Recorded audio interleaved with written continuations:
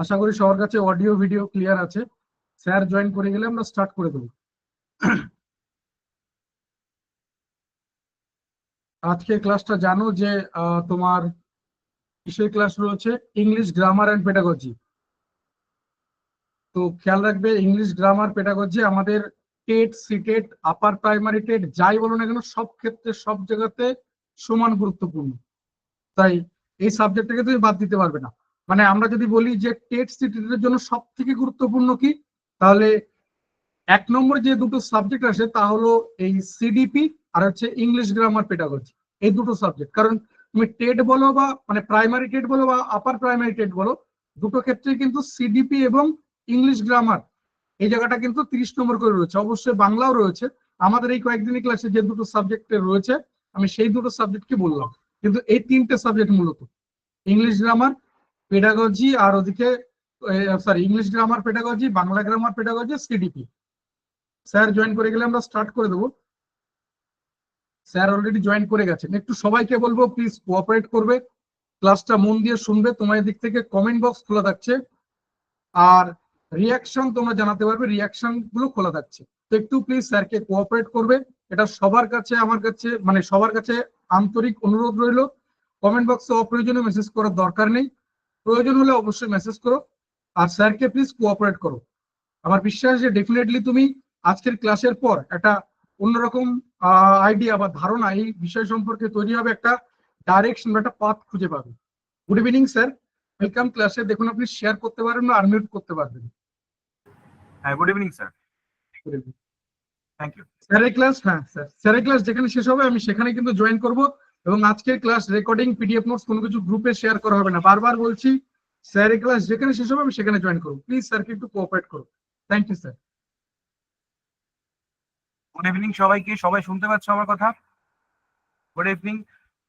ওকে, আচ্ছা, তোমাদের দিক দিয়ে মাইকটা মিউট করা রয়েছে, তোমরা হয়তো কথা বলতে পারছো না। ওকে, ঠিক আছে। সবার কাছে আর একটু কনফার্ম করবে যে সবাই স্ক্রিনটা তোমরা দেখতে পাচ্ছ, স্ক্রিনটা ভিজিবল আছে সবার কাছে?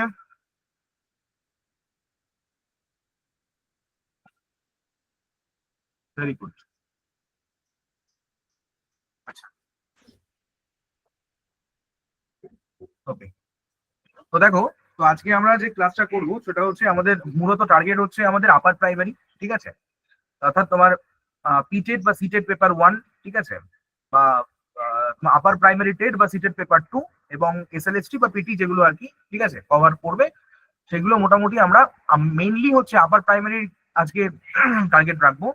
তো সমস্ত এই পরীক্ষার, যেহেতু সমস্ত পরীক্ষাতে ইংরাজির একটা ইম্পর্টেন্স রয়েছে তোমরা জানো, তো সেখানে গিয়ে আমরা কিন্তু ইংরাজি বিষয়টাকে অত্যন্ত ভালো করে আর কি বিশ্লেষণ করতে সক্ষম হব, ঠিক আছে? এবং আমরা খুব পুঙ্খানুপুঙ্খভাবে আমরা ইংরাজি বিষয়টাকে আলোচনা করব এবং প্রিভিয়াস ইয়ারের ওয়েটেজ কেমন ছিল, কোন কোন জায়গা থেকে প্রশ্ন আসে, এই ওভারঅল জিনিসটাকে আলোচনা করব। এবং ম্যাক্সিমাম স্টুডেন্টসদের ক্ষেত্রে কি হয়, তারা ইংরাজি বিষয়টাকে একটু ইগনোর করে চলে যায়, বা কি বলবো, ইগনোর করার থেকেও বড় কথা হচ্ছে যে ভয় পায়। তো কোথা থেকে কি প্রশ্ন আসে এবং সবাই কি করে যে একটা বাজার চলতি বই নিয়ে প্রিপারেশন করতে শুরু করে। তো that is not the wrong, that is the proper way, ঠিক আছে? মানে that is not the proper way. তো আমাদের কি করতে হবে, we have to choose a different way, ঠিক আছে? Within a limited time we have to prepare all this, ঠিক আছে? তো যেহেতু আমাদের কাছে সময়টা অনেকটা কম, তো তার জন্য কি হবে, এই লিমিটেড টাইমের মধ্যে কি হবে, আমরা সমস্ত জিনিসগুলোকে কভার করতে পারবো, সেই ওভারঅল জিনিসটাকে আলোচনা করবো। আর এবার ব্যাপারটা হচ্ছে, দেখো, সব থেকে যেটা দরকার হচ্ছে কনসিস্টেন্সি।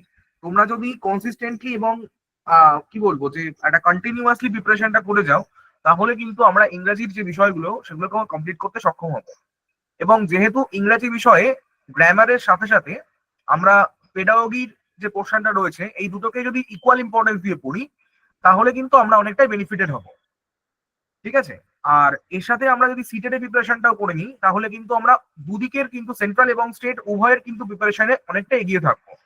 কারণ আমরা প্রাইমারি মানে যদি ডাব্লিউবি প্রাইমারির সাথে যদি আরেকটু সেন্ট্রালের প্রিপারেশনটাও করে নিতে পারি, তাহলে কিছু জিনিস কিন্তু সেন্ট্রালে এক্সট্রা থাকে, এখানে থাকে না। সেগুলোকে যদি আমরা প্রথম থেকে একটা রুট মার্চ করে আমরা সবগুলোকে কমপ্লিট করে নিতে পারি, তাহলে কিন্তু আমাদেরকে নতুন করে প্রিপারেশনটা আর করতে হবে না। ঠিক আছে, তো আমি সেগুলো তোমাদেরকে দেখাবো যে সেন্ট্রালের সিটেড এর মধ্যে কি কি এক্সট্রা জিনিস থাকে, সেগুলো আমরা সলভ করবো। হ্যাঁ, সেগুলোকে আমরা ইনক্লুড করে নেবো। তাহলে প্রথম থেকে আমরা এমন ভাবে রোড ম্যাপটা তৈরি করবো যাতে সবটা আমাদের কমপ্লিট হয়ে যায়, আমাদেরকে বারবার যেন প্রিপারেশন না করতে হয়। আমি যখন প্রিপারেশনটা করব তখন আমার প্রথম থেকে এমন ভাবে প্রিপারেশনটা করব যাতে সবটাই এখানে কমপ্লিট হয়ে যাবে। বুঝতে পেরেছো? আর সব থেকে আরেকটা জিনিস, সব থেকে স্টুডেন্টদের মধ্যে সমস্যা দেখা যায়, সেটা সিলেবাস দেখে না, হঠাৎ করে পড়তে শুরু করে। তো প্রথমে তোমাদের কিন্তু সিলেবাসটাকে ভালো করে বুঝতে হবে। আর আজকের ক্লাসটা is very important just because তোমরা আজকে যে ক্লাসটা তোমাকে করাবো সেখানে কিন্তু তোমাদের সিলেবাস থেকে শুরু করে প্রিভিয়াস ইয়ার কোয়েশ্চেন থেকে শুরু করে অ্যানালিসিস, এই সব জায়গাটা কিন্তু আমি কভার করাবো। এটা কিন্তু তোমরা রেগুলার কোনো ক্লাসে পাবে না। বোঝা গেল? তো আমি তোমাদের এখানে যারা নতুন রয়েছে, প্রাইমারি যেটা কি ক্লাস কাজে আসবে, অবভিয়াসলি আসবে। ঠিক আছে, অবভিয়াসলি আসবে। ঠিক আছে, সবটা কাজে আসবে। বুঝতে পেরেছো? প্রাইমারিতেও কাজে আসবে, আমি সবটাই দেখাবো। আপার প্রাইমারি টেট এবং প্রাইমারি টেট উভয়টাই দেখাবো। তো ব্যাপারটা হচ্ছে এটাই। ঠিক আছে, সবটাই কাজে আসবে। কারণ ইয়েস স্যার, ওকে। তো কারণটা দেখো, যেমন কোয়েশ্চেনের প্যাটার্ন কিন্তু সবটাই কি বলতো একটু মানে কি জাস্ট জাস্ট একটু একটু ডিফারেন্ট হয়। বাদ বাকি সব ক্ষেত্রে কোয়েশ্চেন কিন্তু একই প্যাটার্ন থাকে। যখন স্টেট সার্ভিস তুমি প্রিপারেশন করছো তখন টিচিং লাইনের যে প্রিপারেশনটা হবে সবটা কিন্তু একই, প্রায় এক। কিছু কিছু ক্ষেত্রে একটু বাড়াতে হয়, কিছু একটু কমাতে হয়, দ্যাটস অল, আর কিছুই না। ঠিক আছে, তো অবশ্যই আসবে, সেটাও আমি তোমাদেরকে সবকে দেখাবো। আর আরেকটা কথা হচ্ছে যে ইংরাজির যে ওয়েটেজটা রয়েছে, এখানে কিন্তু ইংরাজির ওয়েটেজটা অনেকটাই। কারণ 15 মানে 30 মার্কসের রয়েছে, তোমরা জানো। ঠিক আছে, তো এই বিষয়টাকে কিন্তু একটু ইম্পর্টেন্স দিয়ে পড়তে পারলে আমাদের প্রথম থেকে কিন্তু খুব সুবিধা হবে। ঠিক আছে, তো চলো আমরা এবার আস্তে আস্তে সিলেবাসটা নিয়ে ডিসকাস করি, আস্তে আস্তে প্রিভিয়াস ইয়ার কোয়েশ্চেন করবো এবং অ্যানালিসিস পার্টটা করবো, পেডাগোগি পোর্শনটাকে তোমাদেরকে বোঝাবো। হ্যাঁ, একটু সময় কোঅপারেট করো। যেটুকু সময় তোমাদের কাছ থেকে নিচ্ছি, এই দেড় ঘন্টা সময়, এই সময় অবধি আমি চেষ্টা করবো তোমাদের সমস্ত ডাউট গুলোকে ক্লিয়ার করা। তারপরে যদি তোমাদের কোনো ডাউট থাকে তোমরা তখন বলতে পারবে। ঠিক আছে, তোমরা তখন বলবে। যদি কোনো সমস্যা থাকে রিগার্ডিং ইংলিশ আমি সলভ করে দেবো, বাদ বাকি সমস্ত স্যার আছেন, স্যার সলভ করে দেবে। একটু সময় মনোযোগ সহকারে শোনো, ধৈর্য সহকারে শোনো। ঠিক আছে, আহ শুনতে থাকো। যদি কারোর কোনো সাউন্ডের প্রবলেম হয় অবশ্যই কিন্তু বলবে। ঠিক আছে, I think sound is clear.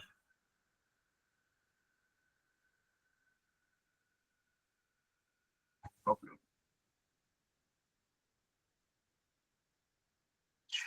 ঠিক আছে, ওকে, ঠিক আছে। আর ডাউট আমি লাস্টে নেবো। ঠিক আছে, ডাউট সবার কাছ থেকে লাস্টে নেবো, তোমরা এখন একটুখানি মনোযোগ সহকারে শোনো।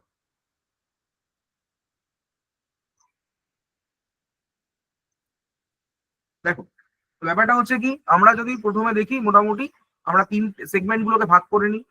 ঠিক আছে, ক্লাস 1 থেকে 5 এর এখানটায় আমরা কি করছি, ঠিক আছে, পিটেট যেটাকে আমরা বলছি। তো সেখানে হচ্ছে কি, বা সিটেট পেপার 1। ঠিক আছে, তো এই ব্যাপারটা হচ্ছে দুটোর ক্ষেত্রে কি আছে, পিটেট এবং প্রাইমারি টেট এবং সিটেট পেপার 1 এর সিলেবাসটা অলমোস্ট সেম। ঠিক আছে, অলমোস্ট সেম। অলমোস্ট কেন বলছি, কারণ কিছু ক্ষেত্রে একটু আলাদা আলাদা রয়েছে, কিছু টপিক আলাদা রয়েছে। ঠিক আছে, এরপরে আমরা যদি চলে যাই, ঠিক আছে, যেটা কভার করছে সেটা হচ্ছে আমাদের এখান থেকে ধরো 5 to 7 বা 6 থেকে 8। ঠিক আছে, এই জায়গাটা কভার করছি, এটা হচ্ছে আমাদের আপার প্রাইমারি টেট। ঠিক আছে,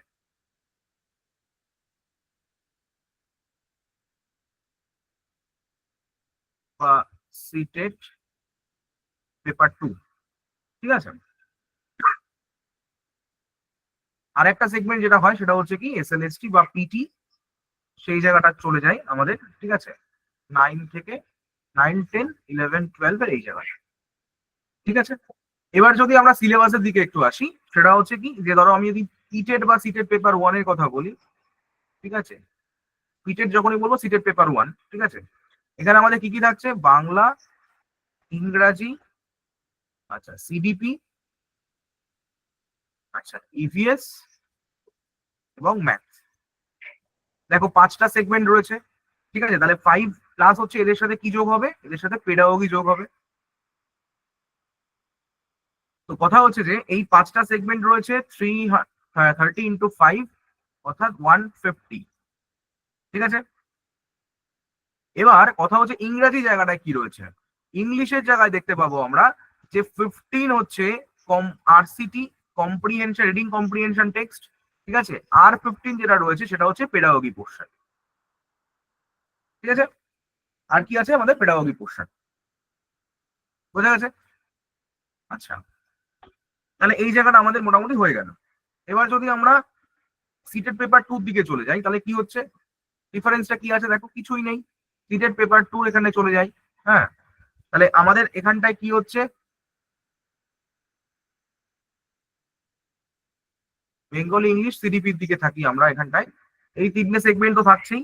এই তিনটে সেগমেন্টে হচ্ছে 30 × 3 অর্থাৎ 90। ঠিক আছে, তাহলে এখানে ইংরেজিতে আবার সেই একই প্যাটার্ন, 15 + 15। ঠিক আছে, বোঝা গেল? আচ্ছা, আর এখানটায় আলাদা করে কি চলে আসে, একটা সেগমেন্ট ভাগ হয়ে যায় সায়েন্সের দিকে, আর একটা সেগমেন্ট ভাগ হয়ে যায় সোশ্যাল সায়েন্সের দিকে। ঠিক আছে, আচ্ছা, তাহলে এই সায়েন্সের জায়গাটা তোমরা জানো, chemistry, physical science, life science. ঠিক আছে, মানে ফিজিক্যাল সায়েন্স লিখছি, লাইফ সায়েন্স, এগুলো দিকে ভাগ হয়ে যাচ্ছে। ঠিক আছে, ফিজিক্সের এই দিকে। আচ্ছা, সোশ্যাল সায়েন্সের এখানে ভাগ হয়ে যাচ্ছে এটা, বাট তার মানে দুটো সেগমেন্টে আমরা চলে গেল। ঠিক আছে, এই দুটো সেগমেন্টে ভাগ হয়ে যাচ্ছে, মানে হিস্ট্রি, জিওগ্রাফি, পলি, মানে পলিটি, ইকোনমিক্স, এই জায়গাটা ভাগ হয়ে যাচ্ছে। ঠিক আছে, যারা সায়েন্সের যারা সায়েন্স দেবে, আর্টস যারা আর্টস দেবে। ঠিক আছে, ইদার ওয়ান। তার মানে প্রতিটা 60 মার্কস। ওকে, তাহলে আমাদের এই জায়গাটা যেটা হচ্ছে, আমাদের প্রথম সেগমেন্টটা, এই জায়গাটা একই রয়েছে, একই রয়েছে, একই ওয়েটেজ 30, মানে আমাদের ইংরেজি জায়গাটা। ঠিক আছে, তার মানে এখানেও কিন্তু তোমাদের একই রকম ভাবে, মানে যেমন ভাবে ইংরাজির আরসিটি ঢুকছে, আরসিটি আছে, আরসিটি প্লাস হচ্ছে গ্রামার যেমন ভাবে আছে, ঠিক একই রকম ভাবে তার সাথে আবার পেডাগোগি পোর্শনটাও রয়েছে, পেডাগোগি পোর্শনটাও রয়েছে। ঠিক আছে, দেখো, আর পিটির ক্ষেত্রে ওদিকে যদি চলে যায়, পিটির ক্ষেত্রে আর কিছুই না। ঠিক আছে, সিলেবাসটা সেমই থাকছে, শুধুমাত্র এখানটায় পেডাগোগিটা অ্যাবসেন্ট হয়ে যাচ্ছে, পেডাগোগি থাকছে না, বাকি আছে। আর বাংলা ইংরেজি এখানটায় গ্রামার সেকশন, মানে বাংলার গ্রামার বা কিছু এটা নেই, ইংরাজির জায়গাটা ইংরেজির মতো থাকছে, ইংরেজির গ্রামার যেমন থাকছে সেই গ্রামারটা থাকছে এই। ঠিক আছে, বাদ বাকি সিডিপি টিভি নেই, এইগুলো আর কি। ঠিক আছে, তাহলে আমাদের পুরো জায়গাটা ক্লিয়ার হয়েছে, আপার প্রাইমারি জায়গাটা আমাদের ক্লিয়ার হয়ে গেছে। ঠিক আছে, তাহলে আমাদের এই জায়গাটা, তার মানে সব দিকে দেখতে গেলে আমরা যদি তিনটে জায়গায় দেখি, সব ক্ষেত্রে আমরা দেখতে পাচ্ছি যে আহ, আমাদের ইংরাজির যে ওয়েটেজ থাকছে সেটা কিন্তু আমাদের 30 মার্কসের এটা ওয়েটেজ থাকছে। তার মানে আমাদের কি করতে হবে, ইংলিশের দুটো সেগমেন্ট ভালো করে করতে হবে, একটা হচ্ছে আরসিটি। ঠিক আছে, আরসিটি প্লাস গ্রামার, এবং তার সাথে হচ্ছে পেডাগোগি পোর্শনটা। ঠিক আছে, এই দুটো জায়গা আমাদের খুব ভালো করে করে ফেলতে হবে। ঠিক আছে, দেখ,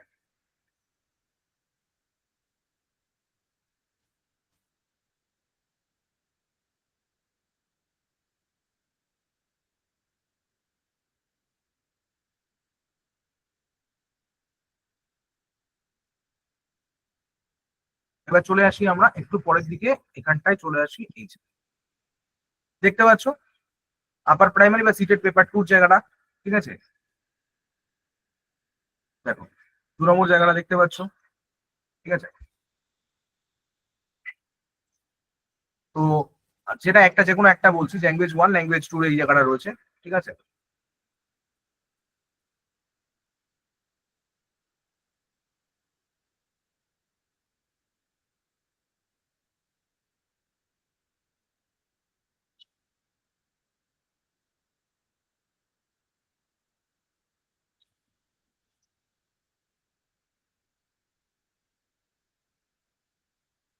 আচ্ছা,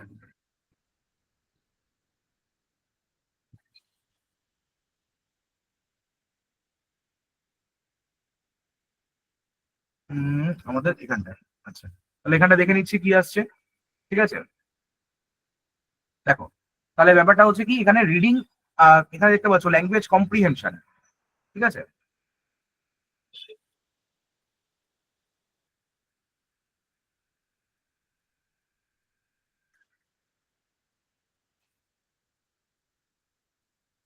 আচ্ছা, রিডিং ল্যাঙ্গুয়েজ কম্প্রিহেনশন, সেখানে দেখতে পাচ্ছ 15 কোয়েশ্চেন।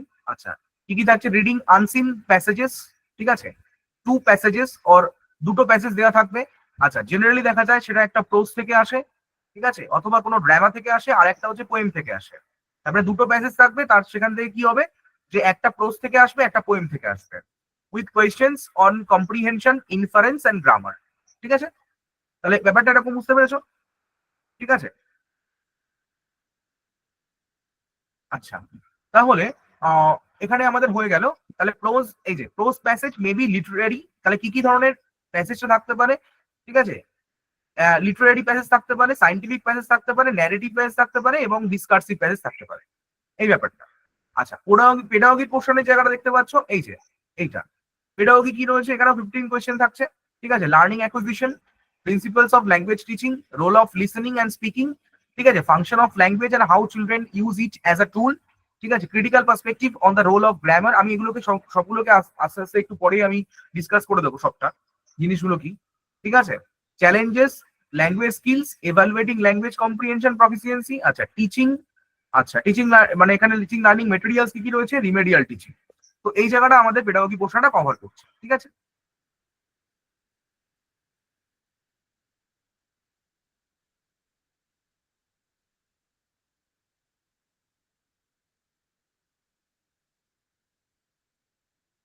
আচ্ছা, এখানে তোমাদের সবটাই সিলেবাস সবকিছু দেওয়া রয়েছে। ঠিক আছে, আচ্ছা, সিটের সিলেবাসটাও দেওয়া রয়েছে, এগুলো তোমরা দেখে নিতে পারবে। ঠিক আছে, এই দেখতেই পাচ্ছ পেডাগোগি পোর্শনটা। আচ্ছা, পিটি সিলেবাসটা দেওয়া রয়েছে এখানে। ঠিক আছে, পিটি সিলেবাসটা তোমরা দেখতে পাচ্ছ এখানটাতে। দেখো, ইংরাজির ক্ষেত্রে চলে আসো, এই যে, ইংরাজির ক্ষেত্রে এটা এইগুলো থাকছে, জাস্ট এইগুলো থাকবে। ঠিক আছে, আর কিছু নেই। মানে গ্রামার সেকশনটা দেখো রয়েছে। হ্যাঁ, তো এখানে আর কিছু নেই। উম, আচ্ছা, তো এই জায়গাটা আমি আরো সিটেটের জায়গাটাও আরো এলাবোরেটলি দেখিয়ে দিয়েছি, পেপার 1 এবং পেপার 2 ক্ষেত্রে। ঠিক আছে, তো সেই জায়গাটা দেখিয়ে দিয়েছি। ঠিক আছে, ল্যাঙ্গুয়েজের জায়গাটা দেখতে পাচ্ছ সেটা। আচ্ছা, আচ্ছা, এখানটায় তুমি দেখো, এই যে জায়গাটা তোমাদের বলছিলাম যে এই জায়গাটা সিটেড পেপার 2 মানে আপার প্রাইমারি সিটেড পেপার 2 যে জায়গাটা, সেটা দেখো এখানে বলে দিয়েছি, যেটা আমি বললাম। তার কম্পালসারির মধ্যে হচ্ছে ল্যাঙ্গুয়েজ 1, ল্যাঙ্গুয়েজ 2 কম্পালসারি হচ্ছে, চাইল্ড ডেভেলপমেন্টের সিডিপিটা হচ্ছে, বাদ বাকি এই জায়গাটা হচ্ছে যে কোনো একটা, যেখানে 60 থাকছে। এই টোটাল হচ্ছে 150। ঠিক আছে, টোটাল 150 থাকছে, সেই জায়গাটা তোমাদের দেখিয়ে দিয়েছি।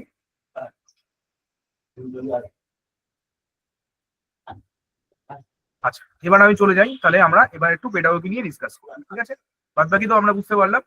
এবার হচ্ছে ইংলিশ পেডাগোগি নিয়ে পোর্শনটাকে ভালো করে একটু আলোচনা করি এবং জিনিসটাকে বুঝি অ্যাকচুয়ালি কি। ঠিক আছে, দেখো,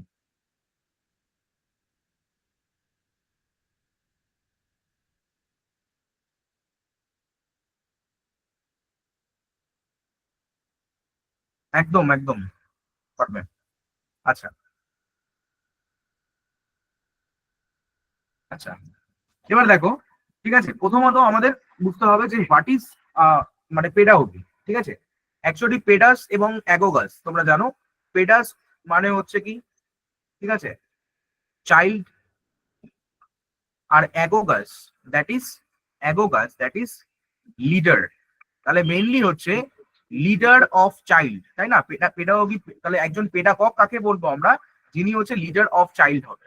ঠিক আছে, পেডাস এবং অ্যাগোগাস সেখান থেকে পেডাগোগি তৈরি হয়েছে, যেটা হচ্ছে আমাদের পেডাস এবং অ্যাগোগাস থেকে তৈরি হয়েছে, তার মানে হচ্ছে লিডার অফ দ্য চাইল্ড। ঠিক আছে, এই জায়গাটা আমাদের হচ্ছে পেডাগোগি। আশা করি বোঝা গেছে। এবার কথা হচ্ছে যে যে স্যার তাহলে আমরা মানে কি জিনিসগুলো কি অ্যাকচুয়ালি। ঠিক আছে, প্রথম আমাদের যেটা আসে পেডাগোগি পড়তে গিয়ে প্রথম যে অপশনটা রয়েছে সেটা হচ্ছে কি আমাদের language skills. What is language skills? ঠিক আছে, ল্যাঙ্গুয়েজ স্কিল তৈরি করতে গেলে তোমার দুটো জিনিস বেশি ভেরি ভেরি ইম্পর্টেন্ট। কি স্যার, দুটো জিনিস কি হবে? দেখো, ল্যাঙ্গুয়েজ স্কিল তৈরি করতে গেলে যে কোনো ল্যাঙ্গুয়েজ তুমি যখন শিখতে চাইছো, আমাদের স্কিল তৈরি করতে গেলে দুটো জিনিস ইম্পর্টেন্ট। এক হচ্ছে তার সিনট্যাক্স কেমন আছে, তার গঠন কেমন আছে। সিনট্যাক্স মানে হচ্ছে কি, তার স্ট্রাকচার কেমন আছে, এটাও যেমন গুরুত্বপূর্ণ, তার সাথে আরেকটা জিনিসও গুরুত্বপূর্ণ, দ্যাট ইজ সিম্যান্টিক। ঠিক আছে। এই সিম্যান্টিক মানে হচ্ছে কি, আমরা মনে রাখবো সিম্যান্টিক মানে হচ্ছে তার মিনিং, অর্থাৎ দুটোর কিন্তু মেলবন্ধনে একটা ল্যাঙ্গুয়েজের স্কিল তৈরি হয়। ঠিক আছে, তার মানে একটা বাক্য গঠন, ঠিক আছে, সম্পূর্ণ করতে গেলে স্ট্রাকচার যেমন ইম্পর্টেন্ট, তার সাথেও কিন্তু আমাদের সিম্যান্টিকও ইম্পর্টেন্ট, অর্থাৎ মিনিংটাও ইম্পর্টেন্ট। ঠিক আছে, না হলে কিন্তু আমরা ল্যাঙ্গুয়েজ যখন বলছি তখন তার কিন্তু একটা মানে সেই ল্যাঙ্গুয়েজটা কিন্তু কখনোই একটা মানে প্রোফাউন্ড ল্যাঙ্গুয়েজ বা ভালো ল্যাঙ্গুয়েজ হিসাবে পরিগণিত হবে না। ঠিক আছে, তো ল্যাঙ্গুয়েজ স্কিলটা আমাদের কিন্তু একটা সময় সাপেক্ষ ব্যাপার, যেখান থেকে আমরা একটা ল্যাঙ্গুয়েজ স্কিলটা তৈরি করতে পারি। ঠিক আছে, এই ল্যাঙ্গুয়েজ স্কিলটা আমরা শিখতে গেলে এছাড়াও বিভিন্ন পদ্ধতি রয়েছে, সেই পদ্ধতির মাধ্যমে আমরা ল্যাঙ্গুয়েজ স্কিলটাকে তৈরি করতে পারবো এছাড়া। ঠিক আছে, কি কি আছে, যেমন ধরো প্রথম একটা যদি পদ্ধতি বলি সেটা হচ্ছে কি, ধরো receptive skill and productive skill. ঠিক আছে, দু রকম পদ্ধতি রয়েছে। ঠিক আছে, মানে আমরা যদি র্যাঙ্কিং অর্ডারে সাজাই তাহলে হচ্ছে আমাদের যে ল্যাঙ্গুয়েজ স্কিলটা মেনলি পরপর যেটা আসছে সেটা হচ্ছে কি লিসেনিং, স্পিকিং, রিডিং, রাইটিং। ঠিক আছে, এর মধ্যে দুটো দুটো স্কিল কি, একটা কি স্কিল হচ্ছে রিসেপটিভ স্কিল, আর একটা স্কিলকে বলবো হচ্ছে প্রোডাক্টিভ স্কিল। ঠিক আছে, প্রোডাক্টিভ স্কিল। ঠিক আছে, তাহলে রিসেপটিভ স্কিলে আমরা কি করি, only we accept, only we accept, যেখানে শুধুমাত্র আমরা গ্রহণ করি। ঠিক আছে, তার মানে আমরা এর মধ্যে কোনটা কোনটা পড়বে, লিসেনিং পড়বে অ্যান্ড রিডিং পড়বে। আর প্রোডাক্টিভ স্কিলের মধ্যে কি পড়বে, অনলি প্রডিউস, তার মানে শুধুমাত্র প্রডিউস করি আমরা। ঠিক আছে, তাহলে তার মধ্যে কি পড়বে, একটা হচ্ছে স্পিকিং অ্যান্ড রাইটিং। তাহলে প্রশ্ন আসবে what is receptive skill, what is productive skill. আশা করি বুঝতে পেরেছি। ঠিক আছে, আচ্ছা, এবার রিডিং এর ক্ষেত্রে কি হতে পারে, দেখো রিডিং আমরা যে পড়ি না, এই পড়াটাও হচ্ছে একটা পদ্ধতি রয়েছে, দুটো পদ্ধতি, একটা হচ্ছে ইন্টেন্সিভ রিডিং, আর একটা হচ্ছে এক্সটেন্সিভ রিডিং। ঠিক আছে, ইন্টেন্সিভ রিডিং হচ্ছে কি, ইন্টেন্সিভ রিডিং যখন আমরা করছি, ইন্টেন্সিভ রিডিং এর মধ্যে কি কি আসছে ভালো করে বুঝবে। ইন্টেন্সিভ যখন করছি মানে ইন ডিটেল আমরা স্টাডি করছি। ঠিক আছে, এই স্টাডিটা কিন্তু সব সময় স্লো রিডিং হবে। ঠিক আছে, আমার এখানে কিন্তু আন্ডারস্ট্যান্ডিংটা ভালো হবে। ঠিক আছে, আন্ডারস্ট্যান্ডিং কিন্তু ডেভেলপ করবে, অর্থাৎ আন্ডারস্ট্যান্ডিং পাওয়ার যেটা রয়েছে সেটা কিন্তু এখানটাতে ডেভেলপড হবে।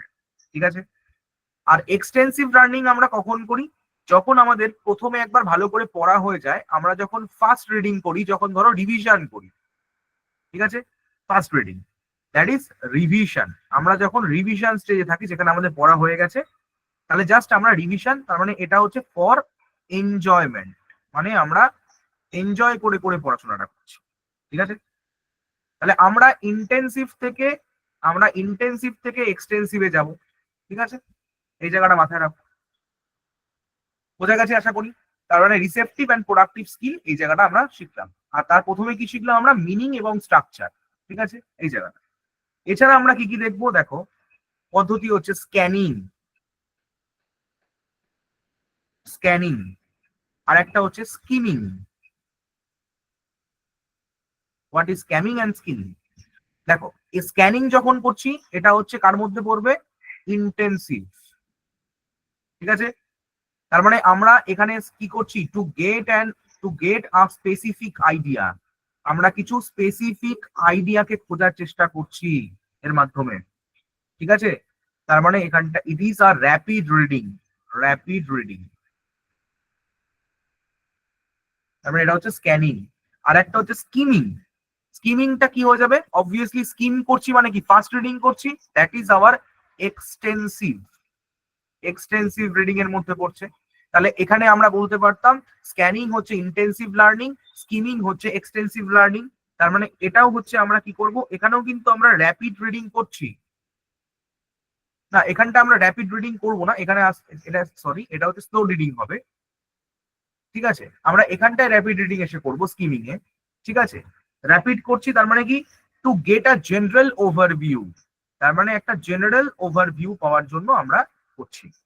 ঠিক আছে, আচ্ছা, তাহলে দুটো স্কিল শিখলাম, একটা স্ক্যানিং এবং স্কিমিং।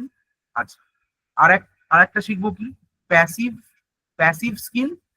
আর একটা শিখবো হচ্ছে অ্যাক্টিভ স্কিল। ঠিক আছে, what is passive skill? That is receptive.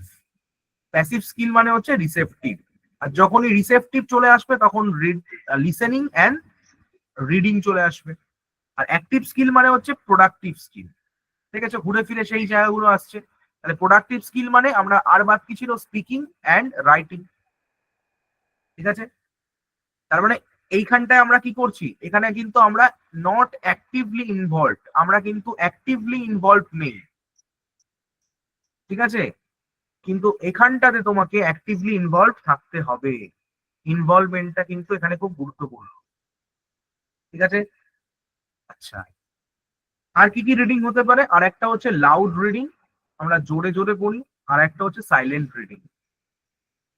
ঠিক আছে, লাউড রিডিং এ কি হয়, আমাদের প্রোনাউন্সিয়েশন ঠিক হয়, উচ্চারণটা আমাদের খুব ভালো হয়। দেখবে আগেকার দিনে বা এখনকার দিনে মারা বলে সবসময় একটু জোরে জোরে পড়, যাতে পড়াটা শোনা যায়, তাহলে প্রোনাউন্সিয়েশন ক্লিয়ার হয় এবং ইন্টোনেশনটা ঠিক হয়।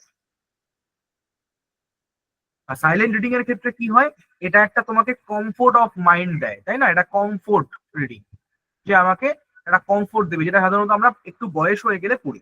ঠিক আছে, সেখানে কিন্তু তোমার এই প্রোনাউন্সিয়েশনের জায়গাটা কিন্তু ডেভেলপ করে না, যেটা কিন্তু আমাদের মানে এটা আমাদের কি করে, এখানে সাইলেন্ট রিডিং আমাদেরকে ইজ করে, মানে আমাদের কমফোর্ট দেয়, আমাদের স্পিডটাকে বাড়িয়ে দেয়। কিন্তু এখানে তোমার প্রোনাউন্সিয়েশনের ডেভেলপমেন্টটা খুব একটা ভালো হয় না। ঠিক আছে, তাহলে এটুকু বুঝতে পেরেছি। তাহলে হোয়াট ইজ ল্যাঙ্গুয়েজ স্কিলস। ঠিক আছে, তাহলে আমরা কি কি পড়লাম? ঠিক আছে, আমরা পড়লাম সিম্যান্টিক এবং স্ট্রাকচার, দুটো জিনিস কি ইম্পর্টেন্ট, কারণ দুটো জিনিস ছাড়া কোনো ল্যাঙ্গুয়েজ তৈরি হতে পারে না। এছাড়া আমরা পড়লাম হচ্ছে কি, দু রকম রিসেপটিভ স্কিল আর একটা প্রোডাক্টিভ স্কিল। রিসেপটিভ স্কিলের মধ্যে পড়লাম লিসেনিং এবং রিডিং, যেখানে আমরা শুনে শুনে বলতে হয় আর কিছু না। ঠিক আছে, আর একটা জায়গায় করলাম হচ্ছে আমাদের প্রোডাক্টিভ স্কিলের মধ্যে আমরা রাইটিং এবং এটা করলাম। ঠিক আছে, আচ্ছা, নাম্বার 2 হচ্ছে, এবার দেখো 2 নম্বর কি রয়েছে, teaching learning materials. That is very important. ঠিক আছে, টিচিং লার্নিং মেটেরিয়ালস, অর্থাৎ আমরা যখন পড়াশোনা করছি, সেই পড়াশোনা করার জন্য আমাদের কিছু বেসিক মেটেরিয়ালস এর দরকার হয় ক্লাসে। ঠিক আছে, সেই মেটেরিয়ালস গুলো আমাদের কি কি হতে পারে, এবার আমরা সেটা দেখব।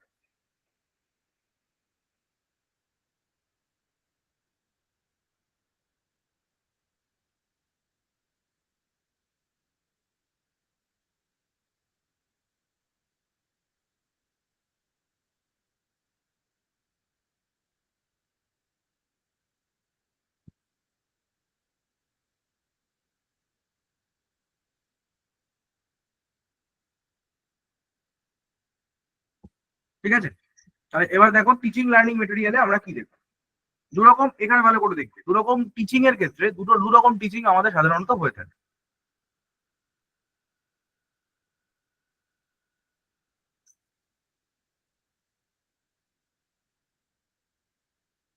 দু রকম টিচিং হয়ে থাকে, একটা হচ্ছে কি রিসেপটিভ, আর একটা হচ্ছে কি ইন্টারঅ্যাক্টিভ।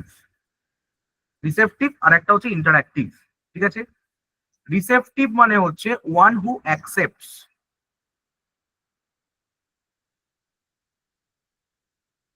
আর ইন্টারঅ্যাক্টিভ মানে হচ্ছে কি, যেখানে both both both both of them involve, মানে বোথ অফ দেম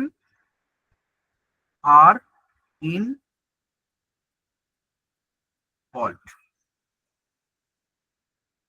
ঠিক আছে, যেখানে দুজনই হচ্ছে ইনভলভ থাকবে। ঠিক আছে, তাহলে দেখো ওয়ান হু অ্যাকসেপ্টস, তাহলে অ্যাকসেপ্টস যখন হবে, তার মানে কোথায় এই রিসেপটিভ লার্নিং কোথায় দেখা যায়, আমরা দেখতে পাবো কোনো রেডিও বা টেলিভিশনে দেখতে পাবো।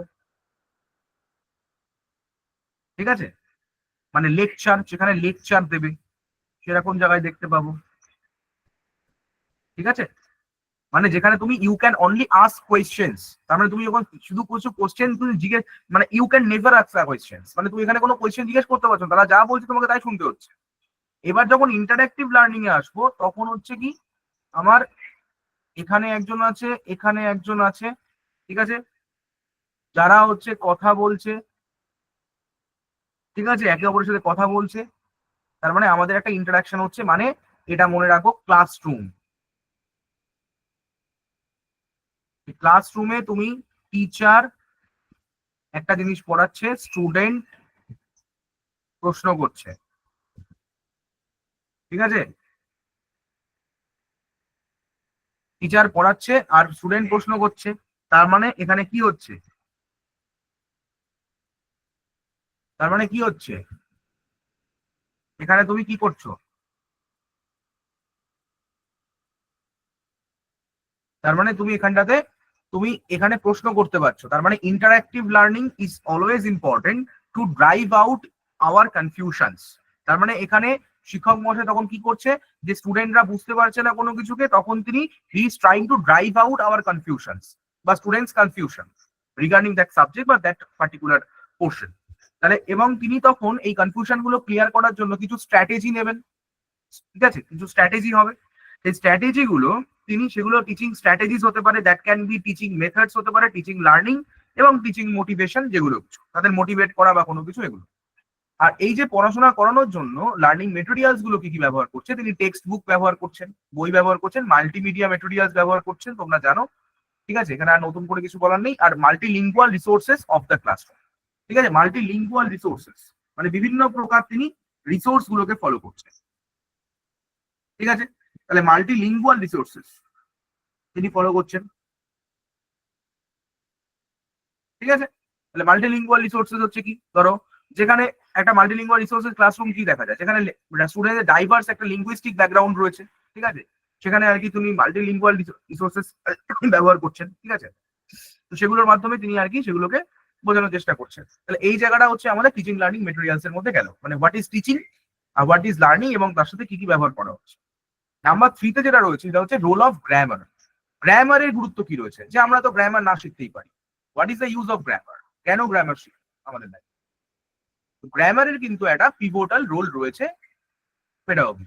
কারণ দেখো, গ্রামার তোমাকে কেন পড়তে হবে, গ্রামার যখন তুমি করছো, তুমি যখন একটা গ্রামার করছো, তখন তুমি কি করছো, তুমি কোনো কিছুকে তোমাকে সামনে ভিজুয়ালাইজ করা হচ্ছে, তাই না। তোমাকে গ্রামার পড়তে বলা হচ্ছে মানে কি, তোমাকে ভিজুয়ালাইজ করতে বলা হচ্ছে, ভিজুয়ালাইজ করতে বলা হচ্ছে, তাই না। That is a formative system, মানে যার একটা ফর্ম আছে, that is a formative system. তার মানে তুমি একটা ফর্ম বা আকার পাচ্ছ, তাই না, তাহলে ভিজুয়ালাইজ করছো।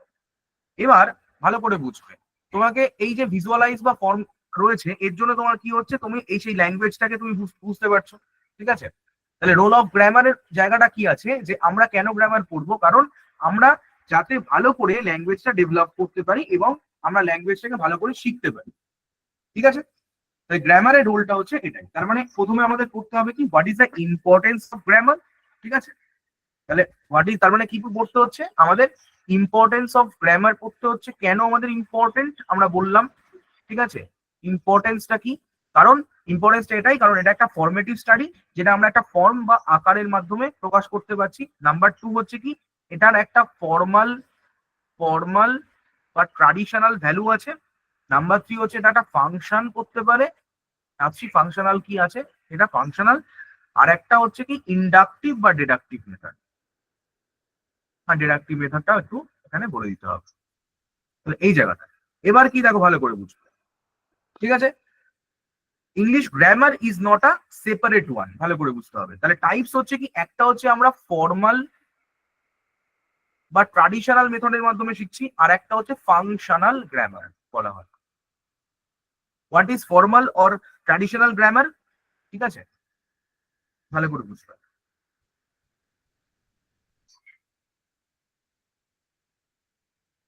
আর ফাংশনাল গ্রামার কি কি রয়েছে এটা দেখো। তাহলে এটা হচ্ছে ফর্মাল বা ট্রাডিশনাল যেটা বলা হয়, সেটা হচ্ছে ল্যাটিন বা গ্রিক বেসড গ্রামার, মানে যেটা Latin or Greek based grammar, ঠিক আছে। আচ্ছা, যেটা আমাদের কি বেশিরভাগটাই হচ্ছে মুখস্থ বিদ্যার উপরে হয়, ঠিক আছে।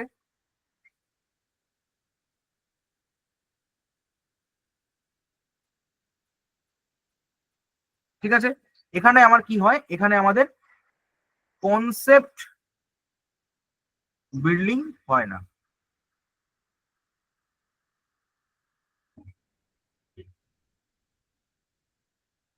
ঠিক আছে, ফাংশনাল গ্রামারটা কি হয় মনে রাখতে হবে, ফাংশনাল গ্রামার হচ্ছে রুল বেসড গ্রামার, রুলস। ঠিক আছে, এখানে কিন্তু আমাদের মুখস্থ বিদ্যার উপরে জোর দেওয়া হয় না। ফাংশনাল গ্রামারে কিন্তু মুখস্থ বিদ্যার উপরে জোর দেওয়া হয় না, রুলস শেখানো হয় এবং এখানে তোমাকে কনসেপ্ট বিল্ডিং এর উপরে জোর দেওয়া হয়, কনসেপ্ট। ঠিক আছে, তাহলে এখানে তোমাকে ওভারঅল কনসেপ্টের উপরে জোর দেওয়া হবে। ঠিক আছে, তার মানে এখানটায় তোমাকে LSRW অর্থাৎ লিসেনিং, স্পিকিং, রাইটিং, রিডিং এবং রাইটিং এই চারটে জায়গাকে ডেভেলপ করানোর কথা বলা হচ্ছে।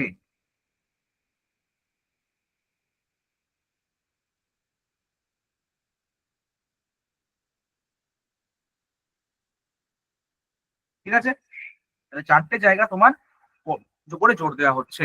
ঠিক আছে, তাহলে দু রকম আমরা গ্রামার পড়ি, একটা হচ্ছে ফর্মাল বা ট্রাডিশনাল, একটা ফাংশনাল। তাহলে আমাদের ফাংশনাল গ্রামারটাই কিন্তু বেশি জোর দেওয়া হয়। ঠিক আছে, আচ্ছা, আর একটা হচ্ছে মেথডের যেটা বললাম সেটা হচ্ছে ইন্ডাকটিভ, একটা হচ্ছে ইন্ডাকটিভ আর একটা ডিডাকটিভ মেথড যেটা আমরা বললাম। তার মানে কি, ইন্ডাকটিভ মেথডে কি আছে, প্রথমে আমরা এক্সাম্পল দেব, ফার্স্ট হচ্ছে এক্সাম্পল, সেকেন্ড হচ্ছে আমাদের রুল। ঠিক আছে, আই ইট রাইস, আমি প্রথমে এই উদাহরণটা দেব, তারপরে বলবো যে এটার একটা মানে আমরা স্পেসিফিক বা মানে জেনারেল মানে স্পেসিফিক প্লাস মানে কি বলবো যে স্পেসিফিক বা জেনারেল একটা রুল আছে। ঠিক আছে, মানে এটাকে আমরা বটম টু আপও বলি। ঠিক আছে, বটম টু আপও রুল বলি, বটম টু আপ, নিচের থেকে উপরে যাচ্ছে। ঠিক আছে, আর এখানে ফার্স্ট হচ্ছে এক্সাম্পল দেবো, তারপরে আমরা রুলে যাব। অর্থাৎ আই ইট রাইস এটাকে আমরা কিভাবে করবো না করবো সেটা পড়বো। আর ডিডাকটিভ মেথডে হচ্ছে কি, আমরা ফার্স্টে আমরা থিওরি বোঝাবো, যেটা এইভাবে হয়, এই নিয়ম রয়েছে, তারপরে আমরা এরপরে এক্সাম্পলে আসবো। ঠিক আছে, তার মানে জেনারেল টু স্পেসিফিক, মানে এটাই আমি স্পেসিফিক থেকে জেনারেলে যাচ্ছিলাম, স্পেসিফিক থেকে জেনারেলে যাচ্ছিলাম। আর এখানে হচ্ছে জেনারেল টু স্পেসিফিক, এটা কিন্তু প্রশ্ন আসে যে আমরা কোন ধরনের পদ্ধতিতে জেনারেল থেকে স্পেসিফিকে যাই বা স্পেসিফিক থেকে জেনারেলে আসি। ঠিক আছে, তার মানে এটাকে আমরা bottom bottom to up up যাব, আর এটাকে আমরা টপ টু বটমে আসবো। ঠিক আছে, আশা করি বোঝা গেছে রুল অফ গ্রামার। ঠিক আছে, তার মানে ব্যাপারটা হচ্ছে ইন্ডাকটিভে কিন্তু আমাদের কনসেপ্ট ভালো হবে, মানে ইন্ডাকটিভ মেথডে যেটা রয়েছে সেখানে আমাদের কনসেপ্ট কোথায় ভালো হবে, অবশ্যই আমাদের এখানে ভালো হবে। কারণ যখন আমরা দেখবি একটা উদাহরণের মাধ্যমে রুলগুলো পড়ি, তখন আমাদের কিন্তু কনসেপ্ট ভালো হয়, তাই না? ঠিক আছে, মানে অ্যাকচুয়ালি হচ্ছে কি, তার মানে বোঝাতে চাইলাম এটা হচ্ছে আমাদের সিম্পল থেকে কমপ্লেক্সে যাচ্ছি, সিম্পল থেকে কমপ্লেক্সে যাচ্ছি, এটা হচ্ছে আমরা কমপ্লেক্স থেকে সিম্পলে আসছি, এই হচ্ছে পদ্ধতি। ঠিক আছে, তাহলে কমপ্লেক্স থেকে সিম্পলে আসলে অবশ্যই সেগুলো বুঝতে অসুবিধা হয় আমাদের, আমরা সিম্পল থেকে কমপ্লেক্সে গেলে সেগুলো আর কি ভালো করে বুঝতে পারি, তাই না? বুঝতে পেরেছো সবাই? আশা করি সবার কাছে ক্লিয়ার হয়েছে জিনিসটা। ঠিক আছে, সবাই বুঝতে পারছো তো? Very good. আচ্ছা, ঠিক আছে, আচ্ছা নেক্সট আমরা চলে দেখি কি টপিক আছে। Very good. এবার দেখো এরপরে হচ্ছে কি আমাদের রোল অফ গ্রামার হলো, এবং তার সাথে আরেকটা জিনিস দেখো রয়েছে। ঠিক আছে, যে এই যে ব্যাপারটা হচ্ছে হয়ে গেল আমাদের in learning for communication ideas of written. এবার দেখো critical perspective in learning for communication, ঠিক আছে, অফ আইডিয়াস। এবং এই যে আমরা যে কমিউনিকেট গুলো করছি কারোর সাথে, সেগুলো আমরা কখনো লিখিতভাবে করছি এবং কখনো ভার্বালি করছি। ঠিক আছে, এবং এর সাথে আমাদের যেটা দ্যাট ইজ দ্য ফ্যাক্টটা কি আছে, যে চ্যালেঞ্জেস কি আমরা এনকাউন্টার করছি। কারণ ধরো একটা ক্লাসরুম রয়েছে, সেই ক্লাসরুমে আমরা বসে আছি, সেখানে তো সমস্ত যারা স্টুডেন্টরা রয়েছে তারা তো বিভিন্ন মেথড নিয়ে, মানে ধরো একটা ক্লাসরুম দেখো, একটা ক্লাসে বিভিন্ন প্রকারের ছেলেরা রয়েছে, মানে সবার তাদের মেন্টালিটি আলাদা, তাদের রিলিজিয়ান আলাদা, তাদের কাস্ট আলাদা, তাদের ক্রিড আলাদা, ঠিক আছে, তারা ডিফারেন্ট সব জায়গা থেকে আসছে। সুতরাং একটা এরকম ডাইভার্স ক্লাসরুমে তুমি একটা ল্যাঙ্গুয়েজকে শেখাবে কি করে, দ্যাট ইজ ইয়োর চ্যালেঞ্জ। ঠিক আছে, সেই চ্যালেঞ্জেস গুলো ওখানে বলা হচ্ছে ইন আ ডাইভার্স ক্লাস। ঠিক আছে, এরপরে আমরা চলে আসি এভালুয়েটিং ল্যাঙ্গুয়েজ কম্প্রিহেনশন। ঠিক আছে, এভালুয়েটিং ল্যাঙ্গুয়েজ কম্প্রিহেনশন, তার মানে আমরা চ্যালেঞ্জেস গুলো আমরা আশা করি বুঝতে পেরেছি। কারণ আমার কাছে দেখো হিউজ নাম্বার অফ স্টুডেন্ট, সমস্যাগুলো কি, আমার একটা ক্লাসে প্রচুর সংখ্যক স্টুডেন্ট আছে, তাদের মধ্যে এবার দেখো স্টাডি ম্যাটেরিয়াল তো লিমিটেড, এসএলএম তো আমাদের, টিএলএম তো লিমিটেড, টিচিং লার্নিং ম্যাটেরিয়াল তো লিমিটেড। ঠিক আছে, আচ্ছা, তার মধ্যে এবার হচ্ছে রিডিং হ্যাবিট সবাই কেমন পড়ছে, তাদেরকে সবাইকে আমি ভালো করে দেখতে পাবো না, এটা একটা ফল্ট। আচ্ছা, স্কুলের এনভায়রনমেন্ট, পুয়ার স্কুল এনভায়রনমেন্ট, ঠিক আছে, স্কুলের এনভায়রনমেন্ট তো সেরকম ভাবে মানে তৈরি নয়, কারণ এত স্টুডেন্ট ক্যাপাসিটি সেরকম ভাবে নয়। ঠিক আছে, এই ব্যাপারগুলো আর কি। এবং পড়াশোনাটা পুরোপুরি হবে এক্সাম ওরিয়েন্টেড, কারণ আমরা এক্সামের যেমন ভাবে এক্সামে আসবে সেটুকুই পড়াতে পারবো, কারণ তার থেকে কিছু শেখাতে পারবো না, এই সমস্যাগুলো। ঠিক আছে, আর লার্নার্স এবিলিটি, মানে লার্নারে যে শিখছে তার শেখার সে আগ্রহই তৈরি হবে না, কারণ এত মানুষের মধ্যে, ঠিক আছে, আমরা শেখাতে পারবো না। এইগুলোই হচ্ছে আমাদের চ্যালেঞ্জেস। ঠিক আছে, আশা করি বুঝতে পেরেছি। আচ্ছা, এবার হচ্ছে দেখো বলেছে কি এভালুয়েটিং ল্যাঙ্গুয়েজ কম্প্রিহেনশন। ল্যাঙ্গুয়েজ কম্প্রিহেনশন, আমরা ল্যাঙ্গুয়েজ কম্প্রিহেনশন কেন পড়বো এই জায়গাটা একটু ভালো করে বুঝতে হবে। ঠিক আছে, ল্যাঙ্গুয়েজ কম্প্রিহেনশন পড়ার কারণটাই হচ্ছে যে আমরা যখন কোনো ল্যাঙ্গুয়েজ পড়ছি তার কম্প্রিহেনশন মানে হচ্ছে কম্প্রিহেন্ড করা, মানে আমাদের বোঝার যে ক্ষমতা, যে আমাদের বোঝার ক্ষমতাকে তৈরি করার জন্যই কম্প্রিহেনশনটা তৈরি হয়েছে। তাহলে আমরা কত ভালো করে আমরা সেগুলোকে বুঝতে পারছি এবং সেগুলোকে আমরা কাজে লাগাতে পারছি। ঠিক আছে, সেটাই হচ্ছে আমাদের অ্যাকচুয়ালি ল্যাঙ্গুয়েজ কম্প্রিহেনশনের গুরুত্ব। ঠিক আছে, একটা ল্যাঙ্গুয়েজকে বুঝতে গেলে, তাকে আন্ডারস্ট্যান্ড করতে গেলে, ঠিক আছে, যে সমস্ত জিনিসগুলো আমাদের দরকার সেটাই হচ্ছে মেইনলি আমাদের ল্যাঙ্গুয়েজ কম্প্রিহেনশনের মধ্যে পড়ে। ঠিক আছে, আশা করি বুঝতে পেরেছি।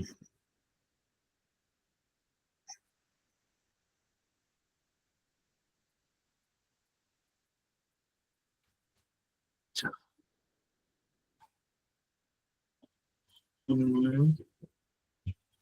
আচ্ছা, এভালুয়েটিং ল্যাঙ্গুয়েজ কম্প্রিহেনশন তো হয়ে গেল। আচ্ছা, এবার কি প্রফিসিয়েন্সি, ল্যাঙ্গুয়েজ প্রফিসিয়েন্সি তখনই তৈরি হবে যখন তুমি সেই ল্যাঙ্গুয়েজটা সম্বন্ধে ভালো করে জানবে, কারণ তার পুঙ্খানুপুঙ্খ তুমি বিশ্লেষণগুলো করতে পারবে বা কিছু করতে পারবে, তখনই তুমি কিন্তু তোমার ল্যাঙ্গুয়েজ একটা প্রফিসিয়েন্সি তৈরি হচ্ছে। ঠিক আছে, মানে এগুলো কিন্তু অনেকটা ল্যাঙ্গুয়েজ স্কিলের মতোই। ঠিক আছে, এটা মাথায় রাখবে, ল্যাঙ্গুয়েজ স্কিলটা যেমন ভাবে তৈরি হয়েছিল না, এর প্রফিসিয়েন্সি তাই হবে। আচ্ছা, এবার হচ্ছে এটা অলরেডি আমি বলে দিয়েছি, আর বলবো না। স্পিকিং, লিসেনিং, রিডিং এবং রাইটিং, এটা অলরেডি বলেছি কোনটা প্রোডাক্টিভ স্কিল আর কোনটা তোমাদের বলো প্রোডাক্টিভ, আর একটা হচ্ছে তোমাদের রিসেপটিভ স্কিল, এটা আমি অলরেডি বলে দিয়েছি। ঠিক আছে, আচ্ছা, role of listening. Role of listening হচ্ছে কি, আমরা অলরেডি বলেছিলাম রোল অফ লিসেনিং কি, কারণ লিসেনিং এর অবশ্যই একটা গুরুত্ব রয়েছে, কারণ বাচ্চাগুলো কি হবে আর কি একটা জিনিস শিখছে। ঠিক আছে, ধরো লিসেনিং হচ্ছে সবসময় মনে রাখবে যে লিসেনিংটা হচ্ছে রিসেপটিভ, রিসেপটিভ রিসেপটিভ লার্নিং এর ক্ষেত্রে কি হয়, কিছু মানে যখন আমি ভালো করে বলছো, রিসেপটিভ টিচিং হচ্ছে ইজ ভেরি ইম্পর্টেন্ট। যখন তুমি কোনো কিছু বলছো, বাচ্চাটা কিন্তু শুনে শুনে মুখস্থ রাখছে। যেমন ধরো তুমি বেদিক এজে চলে যাও, বৈদিক সভ্যতায় চলে যাও, যেখানে বেদকে শুনে শুনে মনে রাখতে হতো, দ্যাট ইজ ভেরি ক্রুশিয়াল। ঠিক আছে, মানে that is very hard to learn, যে তুমি শুনে শুনে মনে রাখছো, দ্যাট ইজ রিসেপটিভ লার্ন। ঠিক আছে, তো এটা। আচ্ছা, রোল অফ স্পিকিং। ঠিক আছে, রোল অফ স্পিকিং, কারণ দেখো কথা বলার একটা গুরুত্ব রয়েছে। ঠিক আছে, যে আমি কোনো কিছু একটা জিনিস বলছি সেটার একটা গুরুত্ব রয়েছে, রোল অফ স্পিকিং। ঠিক আছে, ইন কমিউনিকেশন, কারণ আমি যখন কোনো কিছু বলছি তার মানে আমার কমিউনিকেশন স্কিলটা বাড়ছে। ঠিক আছে, মানে আমি কমিউনিকেট করছি, তার মানে কমিউনিকেশন স্কিলটা বাড়ছে, তার সাথে হচ্ছে আমার এক্সপ্রেশন বাড়ছে। ঠিক আছে, আমার সোশ্যাল ইন্টারাকশন হচ্ছে। ঠিক আছে, মানুষের সাথে আমার সোশ্যাল ইন্টারাকশন হচ্ছে, তার মানে এটা কি করছে, কোন একটা ইন্ডিভিজুয়ালকে তার যে কোনো একটা ইনফরমেশন শেয়ার করতে পারছে, তার আইডিয়া গুলোকে শেয়ার করতে পারছে, সেটা ভালো সম্পর্ক তৈরি করতে পারছে এবং একটা সোশ্যাল এবং সেটিং তৈরি করতে পারছে। বোঝা গেছে, তার মানে যে স্পিকিং স্কিলটা কিন্তু একটা পার্সোনাল ডেভেলপমেন্টের ক্ষেত্রে অনেকটা কাজে লাগে এবং তার কনফিডেন্স লেভেলটাও কিন্তু অনেকটা বাড়িয়ে দেয় এবং সে আরো ক্রিটিক্যাল থিঙ্কিং এর দিকে যোগ দিতে পারে। ঠিক আছে, আশা করি বোঝা গেছে। ঠিক আছে, আচ্ছা, এরপরে আমরা চলে আসছি হচ্ছে প্রিন্সিপালস অফ ইংলিশ।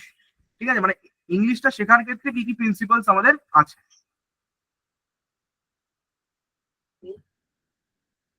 ইংলিশ ল্যাঙ্গুয়েজকে শেখার জন্য, ঠিক আছে। তাহলে প্রিন্সিপাল ল্যাঙ্গুয়েজ হচ্ছে কি, ভালো করে বুঝবে। এটা কি বলবো, প্রথমত তুমি যখন ইংলিশটা শিখতে চাইছো, তোমার একটা ভালো সেরকম একটা এনভায়রনমেন্ট লিখতে হবে। লার্নিং এনভায়রনমেন্টটা খুব ভালো হওয়া দরকার, ঠিক আছে।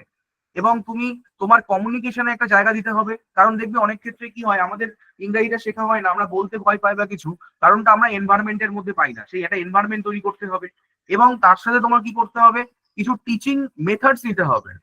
টিচিং মেথডস গুলোকে আরো উন্নত করতে হবে, ঠিক আছে, যার মাধ্যমে আমরা সেইগুলোকে শিখতে পারবো। ভালো করে বুঝবে। এবং আমাদের কি করতে হবে, ইন্টারাকশনের উপর জোর দিতে হবে, ঠিক আছে। আর কোর যে ল্যাঙ্গুয়েজ স্কিল রয়েছে, সেটা বারবার না বললেই নয়, লিসেনিং, স্পিকিং, রিডিং এবং রাইটিং, এই জায়গাটার উপর বারবার করে জোর দিতে হবে। তাহলে কিন্তু আমাদের একটা জিনিস তৈরি হবে। এইগুলোই হচ্ছে তোমাদের মেনলি হচ্ছে প্রিন্সিপালস অফ ইংলিশ ল্যাঙ্গুয়েজ, ঠিক আছে। এরপর হচ্ছে ল্যাঙ্গুয়েজ টিচিং।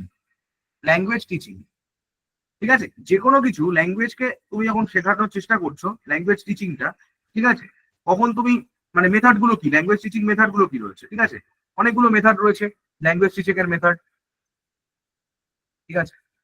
তার মধ্যে হচ্ছে গ্রামার ট্রান্সলেশন মেথড একটা, আচ্ছা, ডিরেক্ট মেথড, এটা অলরেডি আমি বলেছি, অডিও অডিও লিঙ্গুয়াল মেথড একটা, কমিউনিকেটিভ ল্যাঙ্গুয়েজ টিচিং একটা, আর একটা হচ্ছে টোটাল ফিজিক্যাল রেসপন্স। বোঝা গেছে, বুঝতে পেরেছো। এই মেথড গুলো কিন্তু আর কি আমাদের, এই মেথড গুলো কি করে, কোনো ক্ষেত্রে আমাদের গ্রামাটিক্যাল রুলের ওপর জোর দেয়, কখনো আমাদের মেমোরাইজেশনের উপরে জোর দেয়, কখনো স্পোকেনের ক্ষেত্রে আমাদের হেল্প করে। এইরকম ভাবে আমাদের কিন্তু হেল্প করে।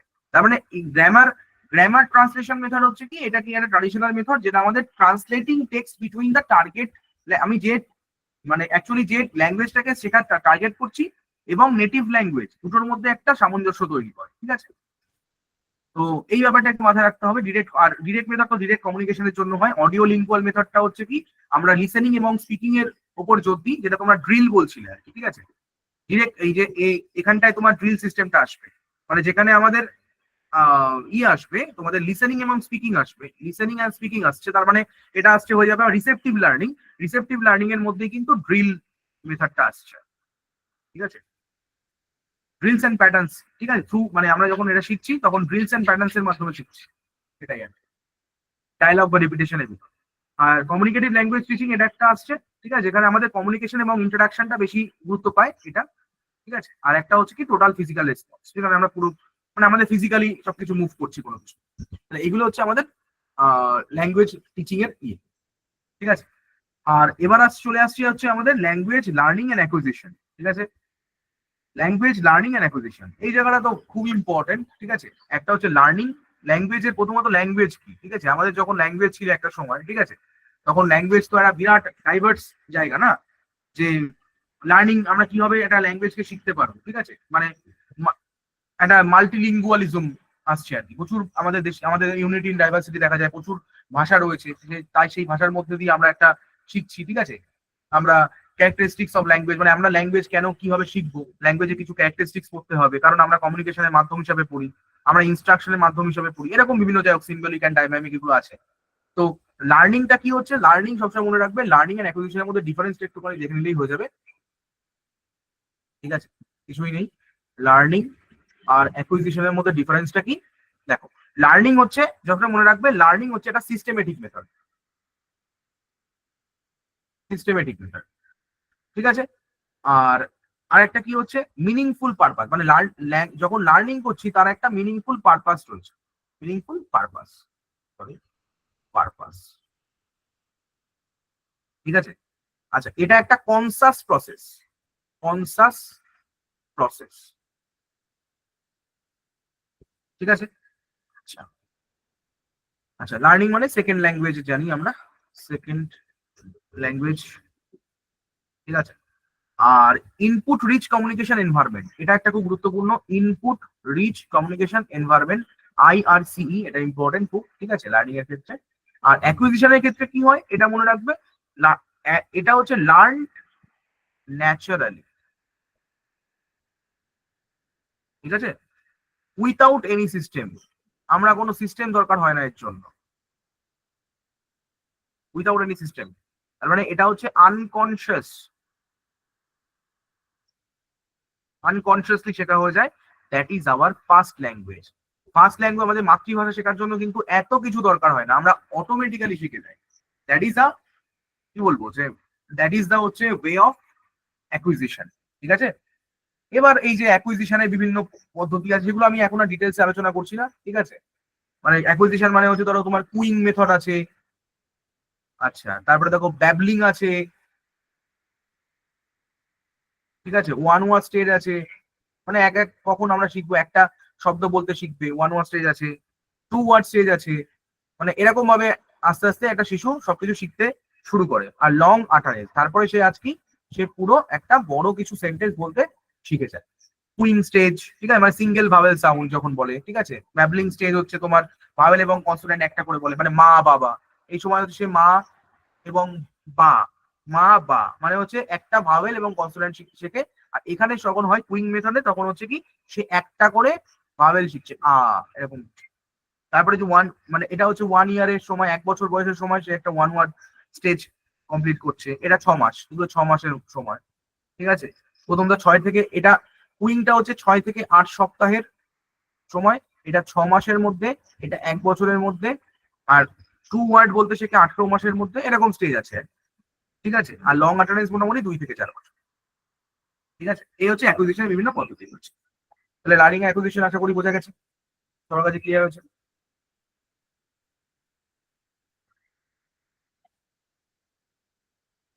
আচ্ছা, এবার হচ্ছে কি মেথডস অফ টিচিং গ্রামার। ঠিক আছে, গ্রামারের বিভিন্ন মেথড আমি বলে দিয়েছি আগেই। ঠিক আছে, কারণ এটা ফাংশনাল মেথড, দুটো জিনিস আমি বলে দিয়েছিলাম তোমাদেরকে আগে, ওটা নিয়ে আমি আর কিছু বলছি না। যে গ্রামার শেখার পদ্ধতি মানে মেনলি হচ্ছে তোমার ফিগারেটিভ, মানে যেটা অলরেডি আমি বলেছি, একটা হচ্ছে ফিগারেটিভ পদ্ধতি, একটা হচ্ছে তোমাদের রিসেপটিভ, আর একটা হচ্ছে রাইটিং, যেটা অডিও ভিজুয়াল। ঠিক আছে, যেটা আমরা আগে আগে শিখেছি। ঠিক আছে, মেথডস অফ টিচিং গ্রামার।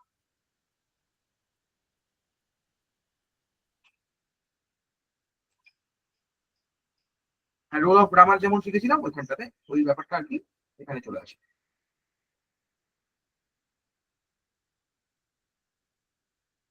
আচ্ছা, মেথডস অফ টিচিং তো করে দিলাম, methods of English teaching grammar হয়ে গেছে। আচ্ছা, এরপরে যেটা রয়েছে সেটা হচ্ছে কি আমাদের লার্নিং ডিসঅর্ডার। ঠিক আছে, লার্নিং ডিসঅর্ডার।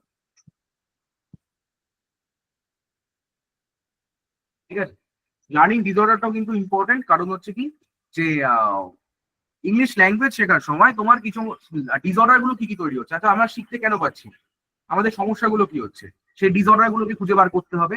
ঠিক আছে, যে একটা যাকে দেওয়া হচ্ছে সে কেন শিখতে পারছে না, তার ডিসঅর্ডার গুলোকে খুঁজে বার করতে হবে। যে শেখার জন্য হয়তো দেখা যাচ্ছে যে একটা টপিক খুব তাড়াতাড়ি বলা হয়ে গেছে বা কিছু এরকম কিছু আর কি, যাই হোক সমস্যাটা তৈরি হয়েছে, তো সেগুলো সে বলতে পারছে না। ঠিক আছে, তো সেই জন্য আর কি সেগুলো তার কগনিটিভ ডেভেলপমেন্ট হয়নি বা কিছু, হ্যাঁ, সে সেই মুহূর্তে বুঝতে পারেনি, যে সেগুলোকে আর কি ইয়ে করতে হবে।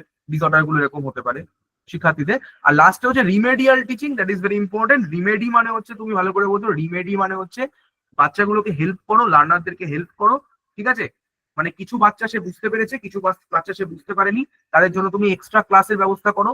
ঠিক আছে, এক্সট্রা ক্লাসের ব্যবস্থা করে যাদের সাথে তারা সেই ডাউট গুলো ক্লিয়ার হয়ে যায়। ঠিক আছে, এবং রিমেডিয়াল টিচিং দিয়ে সলভ করিয়ে দিতে হবে, তাহলে সলভ করিয়ে দাও। ঠিক আছে, আচ্ছা, সেম টপিককে পড়াতে, মানে রিমেডিয়াল টিচিং এ কিন্তু একটা জিনিস গুরুত্বপূর্ণ এটা হচ্ছে সেম টপিকই পড়াতে হবে, যেটা সে বুঝতে পারেনি সেই টপিকই পড়াতে হবে, দ্যাট ইজ রিমেডিয়াল টিচিং। আর একটা তুমি করতে পারো, সেটা হচ্ছে কি ডায়াগনস্টিক টেস্ট। ডায়াগনস্টিক টেস্ট তুমি করাতে পারো, যে ডায়াগনস্টিক টেস্ট বলতে কি, যে তাদের প্রবলেম গুলোকে আইডেন্টিফাই করো, কোন কোন প্রবলেম গুলো তারা ফেস করছে, এবং তাদের জন্য কিছু টিচিং তুমি পদ্ধতি বলে দাও। ঠিক আছে, এই হচ্ছে আমাদের টোটাল ইয়ে। ঠিক আছে, এবার চলে যাই আমরা ইংলিশ পেপার অ্যানালিসিসে চলে যাই। দেখো, আমরা যদি ইংলিশ পেপারটাকে অ্যানালিসিস করি তাহলে দেখতে পাচ্ছি যে ইংলিশ ল্যাঙ্গুয়েজ কম্প্রিহেনশন, সেখানে দেখতে পাচ্ছি যে দুটো আরসিটি থাকছে, সেখান থেকে 10টা কোশ্চেন থাকছে। আর রেটোরিক্যাল ডিভাইস, এটা কিন্তু সিটেট এর কথা বলছি, সিটেটের কথা বলছি, কারণ সিটেটের প্রথমটা বলছি কারণ সিটেটের জিনিসটা একটু এক্সট্রা রয়েছে, যেটা তোমাদেরকে বলছিলাম, সেটা হচ্ছে রেটোরিক্যাল ডিভাইস। এই রেটোরিক্যাল ডিভাইসটা হচ্ছে স্টেটে আসে না, এটা শুধুমাত্র সেন্ট্রালের পরীক্ষাতেই আসে। তাহলে এখানে যদি আমি করে ফেলতে পারি তাহলে ফিগার অফ স্পিচ থেকে দুটো প্রশ্ন আসে, ঠিক আছে? ফিগার অফ স্পিচ মানে সিমিলি বা মেটাফোর এই জাতীয় কিছু আসে, ঠিক আছে? তো সেইখান থেকে দুটো প্রশ্ন আসবে। আর গ্রামার সেকশনে আমরা দেখতে পাচ্ছি যে identification of parts of speech থেকে একটা প্রশ্ন এসছে প্রিভিয়াস ইয়ারে, সিনোনিম থেকে একটা প্রশ্ন এসছে, ক্লজ আইডেন্টিফিকেশন থেকে একটা প্রশ্ন এসছে, অ্যানালজি থেকে দুটো প্রশ্ন এসছে, ইডিয়ামস এন্ড ফ্রেজেস থেকে দুটো প্রশ্ন এসছে। এই টোটাল আমার অ্যানালিসিস, ঠিক আছে? তাহলে টপিক গুলো দেখে নাও একবার, জাস্ট 10টা কোশ্চেন আরসিটি থেকে, রেটোরিক্যাল ডিভাইস থেকে দুটো প্রশ্ন, আর identification of parts of speech থেকে একটা প্রশ্ন, সিনোনিম থেকে একটা, ক্লজ আইডেন্টিফিকেশন একটা, ইডিয়াম এন্ড ফ্রেজেস থেকে একটা, অ্যানালজি থেকে দুটো, এই। আর পেডাগোগি থেকে 15টা প্রশ্ন। এবার দেখে স্যার যে সত্যি এটা ডব্লিউবি প্রাইমারির দিকে আসি, একই ডব্লিউবির ক্ষেত্রে আর কিছু বলার নেই, এগুলো সেম, আর কিছু এগুলো আমি রিপিট করছি না। আচ্ছা, সিলেবাস সবকিছু সেম, ঠিক আছে? আচ্ছা, এবার ডব্লিউবির ক্ষেত্রে কি দেখো, দেখে নাও যে ডব্লিউবি টেটের দিকে আমি কি কি পাবো। দেখো, আরসিডি থেকে ওখানে ওখানে কটা প্রশ্ন ছিল? 10টা প্রশ্ন ছিল। এখানে কি হলো? 8টা প্রশ্ন আছে। আর কি দেখো, রেটোরিক্যাল যে ডিভাইসটা ছিল ওটা কিন্তু এখানে নেই। এছাড়া গ্রামার সেকশনটা এখানে খুব গুরুত্বপূর্ণ। ডিকশনারি অ্যারেঞ্জমেন্ট থেকে দুটো প্রশ্ন থাকে, অ্যান্টোনিম থেকে দুটো, সিনোনিম থেকে দুটো, নাম্বার অর্থাৎ সিঙ্গুলার এবং প্লুরাল থেকে 3টে, জেন্ডার বেস থেকে 3টে, ফিল ইন দ্য ব্ল্যাঙ্কস থেকে 3টে, ঠিক আছে? আর স্পেলিং মিস্টেক থেকে 3টে, এরার থেকে দুটো, আর অ্যাপ্রোপ্রিয়েট প্রেপোজিশন থেকে দুটো প্রশ্ন। এই হচ্ছে টোটাল অ্যানালিসিস, কতগুলো কোন সেক্টর থেকে প্রশ্ন আসে, ঠিক আছে? আচ্ছা, বাদ বাকি তোমাদের ঝাড়খণ্ড টেট বা অন্যান্য কিছু এগুলো আমি তোমাদের জন্য এখানে দিয়ে রেখেছি, ঝাড়খণ্ড টেটের ব্যাপারে, ঠিক আছে? আর বিহার টেটের ব্যাপারটা আমি দিয়ে রেখেছি, তোমরা এখান থেকে পুরো এইগুলো ভালো করে দেখে নিতে পারো, সিলেবাস থেকে শুরু করে কিছু। এবার চলো আমরা কিছু একটু কোয়েশ্চেন সলভ করে নিই, ঠিক আছে? কেমন ধরনের প্রশ্নপত্র আসে। দেখো, একটা প্যাসেজ দেখতে পাচ্ছি যে কি আছে দেখো, yet as soon as she saw him, মানে যে মুহূর্তে তাকে দেখলো, she did not look as afraid thought she would look, মানে সে তেমন ভাবে তাকায়নি যেমন ভাবে অ্যাফ্রেড ভেবেছিল সে তাকাবে। she smiled, সে হাসলো, আর blue eyes never wavered, মানে তার যে নীল চোখটা সে চোখটা আর কি, ঠিক আছে, খুব একটা মানে ইয়ে হয়নি আর কি, মানে কি বলবো যে কি বলবো যে একটা ভয়ের কোনো চিহ্ন ছিল না, ঠিক আছে? যে সবাই হট করে তার আর কি সে ভয় পেয়ে যাবে বা কিছু একটা আননোয়িং জিনিসপত্র যে তার সামনে হচ্ছে, হঠাৎ করে সে ভয় পেয়ে যাবে, এরকম কিছু আর কি হয়নি। এটাকে বলে ওয়েভার, ঠিক আছে? বুঝতে পেরেছো? মানে কেঁপে ওঠা, শিভার্ড, এরকম কিছু। অ্যান্ড উইথ আ কামনেস, এবং খুব শান্তভাবে সে কি করলো, অ্যান্ড উইথ অ্যান্ড ডিগনিটি, এবং সম্মানের সহিত, দ্যাট মেড দেম ফরগেট, এবং তাদেরকে ভুলিয়ে দিল এটা, যে হার ক্লোথস, CLOTHES, এটা মানে হচ্ছে গার্মেন্টস, তার পোশাকটা, seem to have been thrown to on her, মানে এক সময় তার দিকে ছুড়ে দেওয়া হয়েছিল, এটা বুঝতে দিল না। She put out her hand to mister Carr, mister কারের দিকে তার হাতটা প্রসারিত করলো, অ্যান্ড সেড পোলাইটলি, এবং খুব নম্রভাবে বললো, আই অ্যাম মিসেস হিগেন্স, আমি মিসেস হিগেন্স, আই অ্যাম অ্যালফ্রেডস মাদার, আমি অ্যালফ্রেডের মা। Mister car was a bit embarrassed by her lack of terror, কিন্তু মিস্টার কার কিন্তু খুব একটা বিব্রত বোধ করলো, কেন? কারণ তার মধ্যে কোনো ভয়ের কোনো চিহ্ন ছিল না। and her simplicity, এবং তার যে এই সরলতা, and he hardly knew what to say to her, এবং সে জানতো না বললেই চলে যে কি তাকে বলবে। so she asked, সে তখন জিজ্ঞেস করলো, is Alfred in trouble, Alfred কি সমস্যার মধ্যে রয়েছে? he is, তখন কি সে বলছে যে মিস্টার ইয়ে বলছে আর কি, কার, মিস্টার কার বলছে, হ্যাঁ obviously, he has been taking things from the store, সেই স্টোর থেকে জিনিসপত্র নিয়ে চলে যাচ্ছে। I got him red handed, আমি তাকে হাতে নাতে ধরেছি। Little things like compacts and toothpaste and lipsticks, হ্যাঁ খুব মানে একদমই লিটল, মানে জিনিসগুলো খুব একটা দামি নয়, কিন্তু এই যে কম্প্যাক্ট বা টুথপেস্ট, এই লিপস্টিক, এগুলো নিয়ে চলে যাচ্ছে। Stuff he can easily sell, বা সেল ইজিলি, যেগুলো এই জিনিসগুলো খুব সহজেই সে আর কি বিক্রি করতে পারবে। দ্য প্রোপাইটার সেড, প্রোপাইটার বললেন,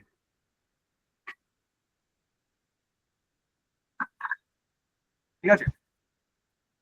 Mrs Higgins put out her hand and touched Sam Scar's arm with an understanding gentleness, and speaking as though afraid of disturbing him. তখন তিনি কি করলেন? মিসেস হিগিন্স আবার হাত বাড়িয়ে দিলেন এবং মিসেস কারের হাত স্পর্শ করলেন, এবং একটা জেন্টেলনেস এর মাধ্যমে, মানে একটা শান্তভাবে, and speaking, এবং এমন ভাবে কথা বলছেন as though afraid of disturbing him, মানে তিনি ভয় পাচ্ছেন যে তিনি আবার বিব্রত বোধ করেন কিনা। she said, সে বললেন, if you would only listen to me before doing anything, যদি আপনি আমার কথা শোনেন, কিছু করার আগে আমার কথা একবার শোনেন, ঠিক আছে? আর সিম্পল আর্নেস্টনেস মেড হার শাই, মানে তার যে এই আকুলতা কোনো কিছু বলার, সেটা তাকে কিন্তু খুব আর কি লজ্জা বোধ করল। এবং তার যে অপমান আর হিউমিলিটি মেড হার ফল্টার, ঠিক আছে। এবং তার যে এই মানে অপমানিত বোধ করা, মানে ফল্টার মানে হচ্ছে কি হোঁচট খাওয়া, ঠিক আছে। মানে মেডার ফল্টার মানে তার এই যে অসম্মান বোধটা তাকে আর কি মানে একটু হতচকিত করে দিল। মানে একটা মানে কি বলবো, স্ট্যামারিং এর সমস্যা চলে আসলো। অ্যান্ড লুক অ্যাওয়ে, এবং ওইদিকে তাকালো। বাট ইন আ মুভমেন্ট, কিন্তু মুহূর্তের মধ্যে she was smiling bravely again, কিন্তু মুহূর্তের মধ্যে তিনি আবার বিরাট হাসতে শুরু করলেন। And she said with a kind of patient dignity, এবং তিনি বললেন, ঠিক আছে, এরা সম্মানের সহিত, what do you intend to do, আপনি কি করতে চান mister Carr? I am going to get a cop, আমি একটা পুলিশ ডাকতে যাচ্ছি। That is what I ought to do, যেটা আমার করা উচিত ছিল। ইয়েস আই সাপোজ সো, আমিও তাই মনে করি। It is not for me to say because he is my son, ঠিক আছে। মানে এটা নয় যে সে আমার পুত্র বলে আমি যেটা বলবো, ঠিক আছে। Yet I sometimes think a little good advice is the best thing for a boy when he is at a certain period in his time। তার মানে একটা ছোট অ্যাডভাইসও কিন্তু তার ক্ষেত্রে বিরাট একটা গুরুত্বপূর্ণ জিনিস হয়ে যায় যখন সে সমস্যার মধ্যে থাকে। Alfred could not understand his mother's quiet composure, কিন্তু অ্যালফ্রেড কিন্তু তার মায়ের সেই একটা শান্ত নীরব একটা কম্পোজার, মানে তার অ্যাটিটিউড, সে কিন্তু খুব একটা নিতে পারলো না। কারণ for if they had been at home, তারা যদি বাড়িতে থাকতো, and someone had suggested that he was going to be arrested, এবং কেউ একজন সাজেস্ট করছে যে তাকে অ্যারেস্ট করা হবে, he knew she would be in a rage and would cry out against him। এবং সে জানে যে তার মা কিন্তু তার উপর প্রচন্ড রেগে যাবে, এবং সে হচ্ছে তাকে প্রচন্ড চিৎকার করতে শুরু করবে বা কান্নাকাটি করতে শুরু করবে। এটা অ্যালফ্রেড আর কি বলছে, সে তার মাকে চেনে, সে তার মা কিন্তু আদতে কিন্তু আলাদা, এই আর কি বলতে চাইছে। এই হচ্ছে আমার টোটাল প্যাসেজ। আমার ফার্স্টের কোয়েশ্চেন দেখি ওরা কি বলেছে। হার হিউমিলিটি, প্রথম প্রশ্ন বলেছে হার হিউমিলিটি, অপোজিট ওয়ার্ড বলেছে হার হিউমিলিটি মেড হার ফল্টার, তাহলে হিউমিলিটি হচ্ছে অপমান, এর অপোজিট কি হয়ে যাবে? তাহলে অবশ্যই হিউমিলিটি মানে অপমান করা, তাহলে আমার মাথা উঁচু করে চলা মানে কি প্রাইড। আচ্ছা, which of the following statements is not correct? Not correct.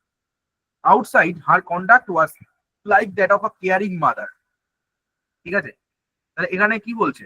Not correct, অবশ্যই এটা ঠিক ছিল, ঠিক আছে। কারণ ঠিক ছিল বলেই তো বললো না যে যখন আমার যদি তিনি বাড়ি থাকতেন তাহলে তিনি কখনোই এটাকে সাপোর্ট করতেন না। When she introduced herself, Mr. Carr felt stupefied, একদমই নয়। অপশন 2 ইজ এম্বারাসড হয়ে গেছে, এম্বারাসড, স্টুপিফাইড হয়নি। Option 2 is incorrect. দেখো তারপরে কোন স্টেটমেন্টটা হচ্ছে আমাদের কারেক্ট নয় বলেছে। She stole cream, compact and lipstick from the store, ঠিক আছে। At Mr. Carr's accusation, Alfred's mother felt intimidated, ঠিক আছে। ইন্টিমিডেটেড মানে হচ্ছে থ্রেটেন্ড, ভয় পেয়ে যাওয়া, ঠিক আছে। কিন্তু তার মধ্যে ইন্টিমিডেটেড মানে থ্রেটেন্ড, মানে ভয় পেয়ে যাওয়া, একদমই নয়। সে কোনো ভয়ের কোনো লেশ মাত্র তার মধ্যে ছিল না। আচ্ছা, তারপরে কি বলতে দেখো, having looked at his mother, তার মায়ের দিকে তাকিয়ে অ্যালফ্রেড ওয়াজ কি, অ্যালফ্রেড সারপ্রাইজড হয়ে গেছিল। হি hardly new what to say to her, তার বলেছে এটা কি, যে কি ধরনের ক্লজ হবে, ঠিক আছে। হি হার্ডলি নিউ, এবার তুমি দেখো হোয়াট দিয়ে প্রশ্ন করো, তাহলে এটা হোয়াট এর উত্তর পাচ্ছি। যখন আমরা কোনো হোয়াট এর উত্তর পাই, তার মানে আমরা কি পাই, অবজেক্ট পাই। আর অবজেক্ট কে হতে পারে, নাউন হতে পারে অথবা প্রোনাউন হতে পারে, তাহলে আমাদের নাউন ক্লজ, ঠিক আছে। ক্লজ আইডেন্টিফিকেশন থেকে প্রশ্ন দিয়েছে বলছিলাম। আচ্ছা, এবার বলেছে দেখো, study the following statements. When she entered the drug store, Mrs. Higgins was not properly dressed, ঠিক আছে, একদমই ঠিক। She looked like the mother of a guilty person, না, একদমই তার মধ্যে মনে হয়নি। Mr. Carr did not expect to be calm and dignified, ঠিক আছে। তার মানে আমাদের A and C correct, A and C correct, A and C right, but B is wrong, তার মানে অপশন 2। এবার কি বলছে দেখো, dash made them forget that her clothes seemed, ঠিক আছে। তাহলে দ্যাটটা এখানে কি বলেছে, দ্যাটটা দেখো, প্রথমত এখানে একটা ভার্ব আছে, এই ভার্বটাকে আমরা বলি ফাইনাইট ভার্ব। এখানে একটা সাবজেক্ট ছিল, তাহলে যখনই একটা সাবজেক্ট আর ফাইনাইট ভার্ব হবে তার মানে এটা একটা ক্লজ তৈরি হবে। কোনো সাবজেক্ট আর ফাইনাইট ভার্ব নিলে আমাদের একটা ক্লজ তৈরি হয়, তাহলে এটা আমাদের ক্লজ 1, বুঝতে পারলাম। আর হার ক্লোজ সিমড, তার মানে হার ক্লোজটা হচ্ছে একটা সাবজেক্ট, এটাও একটা আমাদের ফাইনাইট ভার্ব, মানে এটাও একটা ক্লজ, তার মানে এটা হচ্ছে ক্লজ 2। তাহলে ক্লজ 1 এবং ক্লজ 2 তাদের সবসময় কানেক্টরকে বলি আমরা কনজাংশন, তাহলে দ্যাটটা হচ্ছে কনজাংশন। তারপরে দেখো আর ব্লু আইজ নেভার ওয়েভার্ড, তাহলে ওয়েভার্ড এর হচ্ছে আমাদের কি বলেছে, চুজ দ্য নিয়ারেস্ট ওয়ার্ড। ওয়েভার্ড মানে হচ্ছে কি হেজিটেটেড, তার সে কখনোই হেজিটেট করেনি কোনো কিছু, ঠিক আছে, হেজিটেটেড। তারপরে কি বলেছে দেখো, mister car intended to get Alfred arrested, ঠিক আছে, তিনি চাইছিলেন, এটা আমরা দেখেছি, তিনি কি মিস্টার কার কি অ্যাকচুয়ালি মিস্টার কার তো অবশ্যই চাইছিলেন যে তাই জন্য কপ ডাকতে গেছিল না। Mrs Higgins wanted him to be given a chance to reform himself, হ্যাঁ অবশ্যই মিসেস হিগিন্স চাইছিলেন যে তাকে একটা ইয়ে দেওয়া হোক, ঠিক আছে। এবার হচ্ছে একটা আর কি কবিতা দেওয়া হয়েছে, মানে তোমরা জানো এটা, ঠিক আছে, এটা আর কি বলবো, ঠিক আছে, শেক্সপিয়ারের একটা বিখ্যাত ইয়ে, ঠিক আছে, all the world is a stage, ঠিক আছে, and all the men and women merely players, ঠিক আছে, সমস্ত পৃথিবীটা একটা নাট্য মঞ্চ এবং আমরা সবাই আর কি যারা মেন এবং ওমেন তারা সবাই হচ্ছে মেয়ারলি প্লেয়ার্স, আমরা আমাদের প্লেয়ার, আমরা আমরা আমরা অভিনয় করছি। দে হ্যাভ দেয়ার এক্সিটস, তাদের এক্সিট আছে এবং এন্ট্রান্সেস আছে, মানে আমরা প্রবেশ করছি, মানে আমরা জন্মাচ্ছি আবার মারা যাচ্ছি। And one man in this time place many parts, একজন লোক প্রচুর মানুষের অভিনয় করছে, মানে প্রচুর রোল প্লে করছে। হিজ অ্যাক্টস বিং 7 এজেস, ঠিক আছে, কখনো সে 7 বছরের একটা বাচ্চার বাচ্চার রোল প্লে করছে। কেন? অ্যাট ফার্স্ট দি ইনফ্যান্ট, যখন ছোট থাকছে তখন সে কি করছে, ইনফ্যান্ট মানে যখন শৈশবে সে কিন্তু ছোট থাকছে তখন সে কি করছে, মিউলিং মিউলিং করছে, মানে মিউল বলতে কি বোঝায়, মিউল মানে বিড়ালের মতো ম্যাও ম্যাও করা, ঠিক আছে, বিড়ালের বাচ্চা যেমন করে সে mewling and cooking in her nurse's arms, ঠিক আছে, এবং তখন সেই নার্সের কোলে সে কি করছে, মানে বমি করছে, কুকিং মানে হচ্ছে বমি করছে, আবার হচ্ছে বিড়ালের মতো ম্যাও ম্যাও করছে, একদম ছোট শৈশবের অবস্থা বোঝাচ্ছে। দেন দ্য হোয়াইনিং স্কুল বয়, মানে হোয়াইনিং স্কুল বয় মানে হচ্ছে সেই দুরন্ত বালক, ঠিক আছে, যে কাউকে কিছু মানে না বা কিছু, এরকম একটা স্টেজ, ঠিক আছে। আচ্ছা, with his satchel and shining morning red face, ঠিক আছে, creeping like snail and unwilling to school, যেটা হয় আর কি, ছোটবেলায় আমরা স্কুল যেতে চাই না, ঠিক আছে, তখন সে কোনো না আমি স্কুল যাবো না, সকালে উঠলেই তার মন খারাপ, না স্কুল যেতে হবে, ঠিক আছে। অ্যান্ড দেন দ্য লাভার, তিনটে স্টেজের কথা বলেছে, একটা হচ্ছে ইনফ্যান্ট, তারপরে স্কুল, তারপর হচ্ছে লাভার, ঠিক আছে।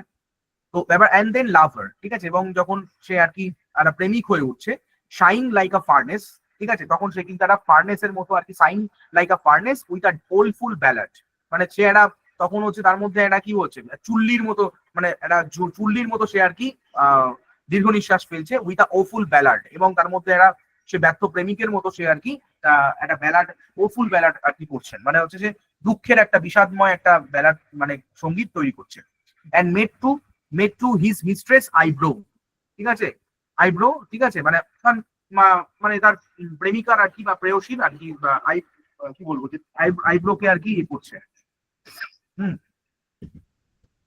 মানে সেই গুরুকে আর কি ডেডিকেট করছে, যাই হোক। দেন আ সোলজার, এবার হচ্ছে সে একটা আস্তে আস্তে কি হচ্ছে, সোলজার হচ্ছে, মানে সে একটা সৈনিক হয়ে উঠছে, ফুল অফ স্ট্রেঞ্জ ওথস, এবং তার মধ্যে তখন কি হচ্ছে, তার মধ্যে যখন শপথ গ্রহণ বা এই ধরনের কিছু একটা, সে একটা রেসপন্সিবল পার্সন হয়ে উঠছে, ঠিক আছে। অ্যান্ড বিয়ার্ডেড লাইক আ পার্ড, এবং তার একটা মুখে দাড়ি ফাড়ি হয়েছে, মানে সে একটা responsible person. Jealous in honour, তাকে কি করতে হবে, যে কোনো হোক আর কি দেশ অনার, মানে তাকে সম্মান আদায় করতে হবে, সম্মান পেতে হবে, ঠিক আছে। And sudden and quick in quarrel, ঠিক আছে, সিকিং দ্য বাবেল রেপুটেশন, এবং বাবেল রেপুটেশন মানে যেগুলো দেখো বাবেল কি হয়, এরকম একটা বুদবুদ হয়ে আর কি সেগুলোকে আবার মিলিয়ে যায়, তাই না, বাবেল রেপুটেশন যেগুলো ক্ষণস্থায়ী রেপুটেশন আর even in the cannon's mouth, মানে কামানের মুখ থেকেও বাবেলস রেপুটেশন নিয়ে আসছে, মানে কি নিজেকে মৃত্যুর মুখ দিকে ঠেলে দিচ্ছে, তখনও সে কিন্তু সেই বাবেল রেপুটেশনকে সংগ্রহ করার চেষ্টা করছে। এইটা আর কি আমাদের পুরো,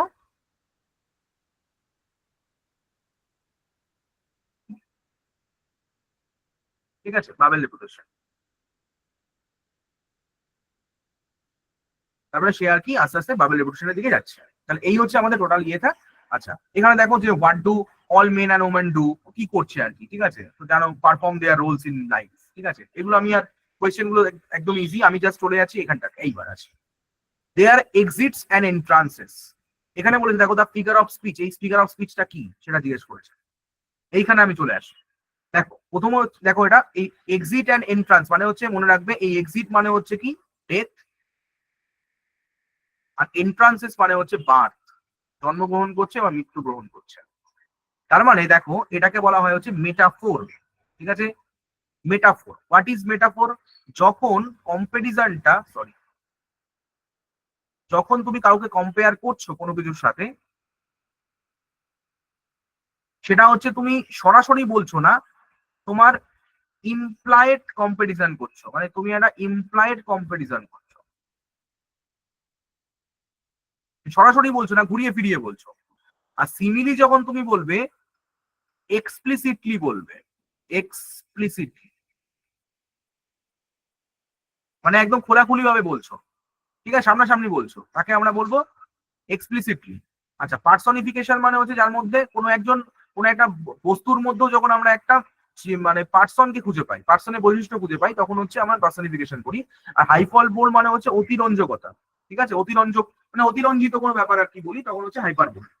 তাহলে এটা হচ্ছে এক্সিট এবং এন্ট্রান্স, আমি কিন্তু ডেথ বা বার্থকে রিপ্রেজেন্ট করছে, তাই জন্য এটা হয়ে যাচ্ছে আমাদের মেটাফোর, ঠিক আছে? Why is the lover sign compare to a furnace? কেন আর কি লাভারের যে বহিঃপ্রকাশ বা কিছু, সেগুলোকে ফার্নেসের সঙ্গে তুলনা করা হচ্ছে? কারণ কারণ সে হচ্ছে ইমোশনালি চার্জ, বুঝতেই পারছো, ঠিক আছে? লাভার মানে যে প্রেমিক তার প্রেয়সীর জন্য ইমোশনালি চার্জ, তো তাই জন্য তার মধ্যে একটা হৃদয়ে তার একটা ইয়ে জ্বলছে, মানে চুল্লি জ্বলছে, ঠিক আছে, সেই জায়গাটাকে তুলনা করা হচ্ছে। আচ্ছা, identify the figure of speech used in the first line. তাহলে প্রথমে কি বলেছে? All the world is a stage.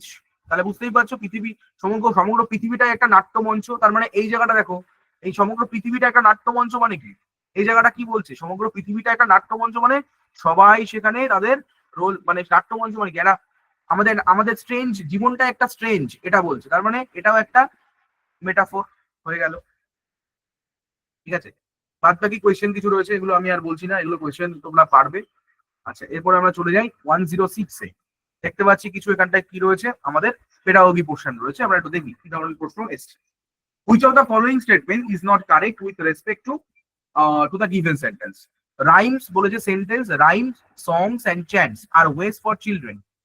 এইগুলো যখন তুমি কোনো বাচ্চাকে তুমি বলছো, তখন তার কি করছো? যখন তুমি রাইম শেখাচ্ছ, মনে রাখবে সব সময়, তার এক্সপ্রেশনটাকে ভালো করছে, enhance expression and the rhyme of sentences. তারপরে দেখো, which approach or method does not encourage learners to use their native language in a, তাহলে নেটিভ ল্যাঙ্গুয়েজকে ব্যবহার করার জন্য কোনটা বলে না? তার মানে দ্যাট ইজ ডিরেক্ট মেথড। তারপর which of the following is not true, কোনটা ট্রু নয়, ঠিক আছে? Using the library at the primary level, the library should not just be seen as a storage space for book. মানে এমন নয় যে লাইব্রেরিতে শুধু বইয়ে স্টোর থাকবে, শুধু স্টোর করা থাকবে বই, এমন যেন না হয়। কারণ কি, স্টোর করা থাকলেই যে ভালো হবে এরকম নয়। তখন কি করতে হবে? লাইব্রেরি হচ্ছে এমন একটা এনভায়রনমেন্ট তৈরি করতে হবে, যেটা হচ্ছে সেখানে প্রচুর মানুষ টেক্সট বইগুলো পড়ছে। তার মানে আর read aloud of the text book can be best done in the library. জোরে জোরে সবাই পড়ে, এতে কি হয়? তার প্রোনাউন্সিয়েশন ঠিক হয়, সেগুলো হয়। আচ্ছা, এরপরে হচ্ছে লিটারেসি টিচিং। লিটারেসি টিচিং কি বলছে আমরা একটু দেখে নিই। Literacy teaching approach that emphasize the relationship between the letters and sounds. তাহলে কোন কোন পদ্ধতিটা আমাদের লেটার এবং সাউন্ডের উপরে জোর দেয়? এটাকে আমরা কি বলবো? ফোনিক্স, উচ্চারণ, ঠিক আছে? স্টুডেন্ট অফ ক্লাস 5 কি বলছে? I give my work a final check for accuracy before submitting it to the teacher. তাহলে আমি, একটা বাচ্চা কি করছে যে যখন সাবমিট করবে, ফাইনাল সাবমিশনের আগে সে একবার ভালো করে চেক করে দিচ্ছে। The student is working at the writing stage of, তখন সেইটাকে কি বলা হয়? সেটাকে বলা হয় proof reading. Very very important, ঠিক আছে? আচ্ছা, এবার কি আছে দেখো। A third grade teacher wishes to establish a reading corner in her class. In making the judgments for selecting the children's books, which of the following questions would be most important to be considered first? কোন ধরনের মানে আর কি এটা consider করা হবে? Are the books written for the independent reading level of more students. তাহলে বুঝতেই পারছো, যখন সে এরকম সেট করবে, তখন কি করবে? যে বেশিরভাগ যারা সমস্ত ধরনের স্টুডেন্টরা যেন এটাকে পড়তে পারে ভালো করে, ঠিক আছে? Are the books written for the independent reading level of most students in the class? তাহলে প্রথমটাই হয়ে যাচ্ছে। এই ধরনের কিছু তোমাদের পেডাগোগি পোর্শন থাকে, ঠিক আছে?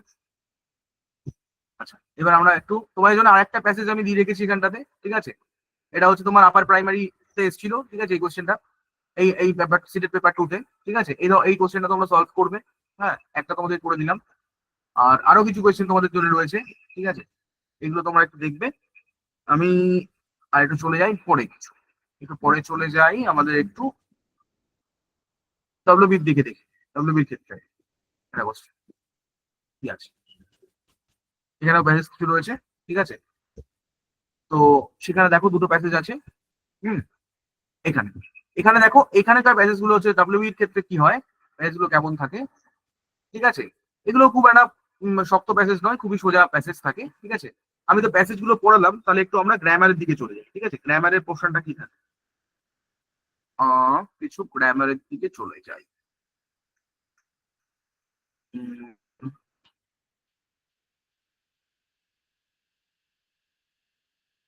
গ্রামার শুরু হচ্ছে এখানে। দেখো প্রথমে যেটা তোমাদের বলেছিলাম ডিকশনারি অ্যারেঞ্জমেন্টটা থাকে, দেখতে পাচ্ছ আশা করি ডিকশনারি অ্যারেঞ্জমেন্ট। দেখো ডিকশনারি অ্যারেঞ্জমেন্ট আমি আর কি বলবো, এটা তোমরা তো নিজেরাই পারবে, ঠিক আছে। অনেকে হয়তো দেখে বুঝতে অবাক হচ্ছিল যে ডিকশনারি অ্যারেঞ্জমেন্ট কেন আসছে, ইংরাজিতে এসছে এটা, সেই জন্য আমি রেখেছিলাম, ঠিক আছে। ডিকশনারি অ্যারেঞ্জমেন্ট দেখো, রিসেপশন, রিসেপ্টেবল, রিসেপ্টাকেল, মানে এরা রিসেপ্ট চারটে দেখো রিসেপ্ট আছে, রিসেপ্ট চারটেতে রিসেপ্ট আছে, রিসেপ্ট, ঠিক আছে। তার মানে এ প্রথমটা হচ্ছে রিসেপ্টের পরেই প্রথম, এই তিনটেতে এ আই আছে, এটাতে এ আছে, তার মানে এক নম্বরটা প্রথমে হবে, এক নম্বরটা প্রথমে মানে ফার্স্টেরটা হবে, ঠিক আছে। সেম হচ্ছে প্রিসিপ, প্রিসিপিটে পিআরই সিআই আছে, তাহলে তিনটেতে পিআরই সিই আছে, তার মানে দু নম্বরটা প্রথমে, দু নম্বর কোন অপশনে আছে, ই আছে, তাহলে হয়ে গেল।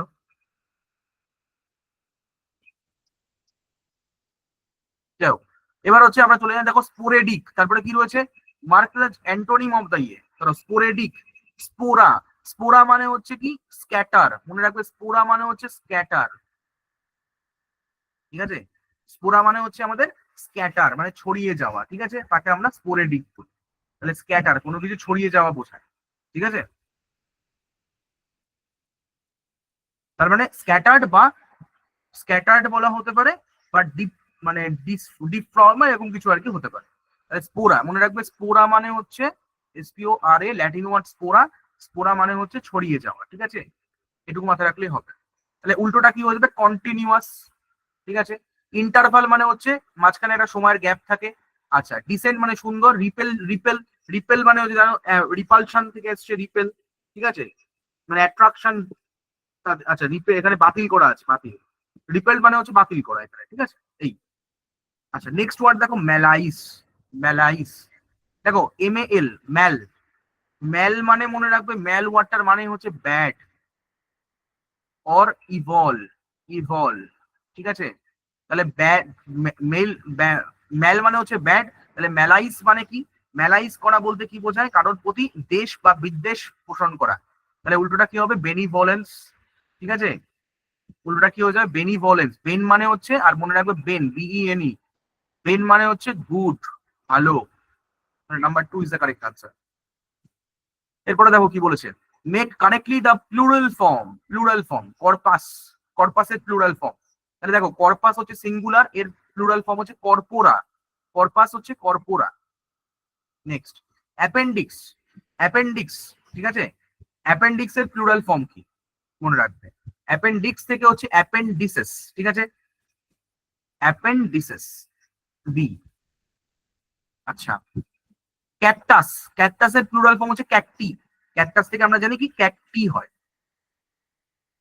আচ্ছা এবার আমরা দেখো জেন্ডার, আমি বলেছিলাম জেন্ডার থেকেও প্রশ্ন এসেছে, দেখো প্রোটেক্টর, প্রোটেক্টর হচ্ছে জেন্ডার হচ্ছে এটা হচ্ছে যদি আমার প্রোটেক্টর হয়, তাহলে এরা হচ্ছে ফেমিনিন জেন্ডার কি হবে, প্রোটেক্ট, বলো, প্রোটেক্ট ট্রেস হবে, তাই না, প্রোটেক্ট ট্রেস হবে। আচ্ছা gander, GNDER, very very important, gander, a farmer and his goose, আমরা পড়েছিলাম রাজহংসী, এটা রাজহাঁস, তাহলে গ্র্যান্ডার হচ্ছে গুজ, ঠিক আছে। আচ্ছা তারপরে কোশ্চেন দেখি কি আছে, তারপরে হচ্ছে কোল্ড, COLD, কোল্ড, ঠিক আছে। তাহলে কোল্ড কি হবে, COLD, কোল্ড, কোল্ড কাকে বলে মনে রাখবে, কোল্ড মানে হচ্ছে অশ্ব শাবক, অশ্ব শাবক, ঠিক আছে, তাকে বলা হয় কোল্ড। তাহলে এর কোল্ড হচ্ছে অশ্ব শাবক, তাহলে শাবক কি হচ্ছে ফিলি হবে, ঠিক আছে, আনসার হচ্ছে ফিলি হবে। তাহলে ডো বলতে কি বোঝায়? ডো হচ্ছে হরিণী। আচ্ছা, SOW সো, সো মানে হচ্ছে সুপরিণী।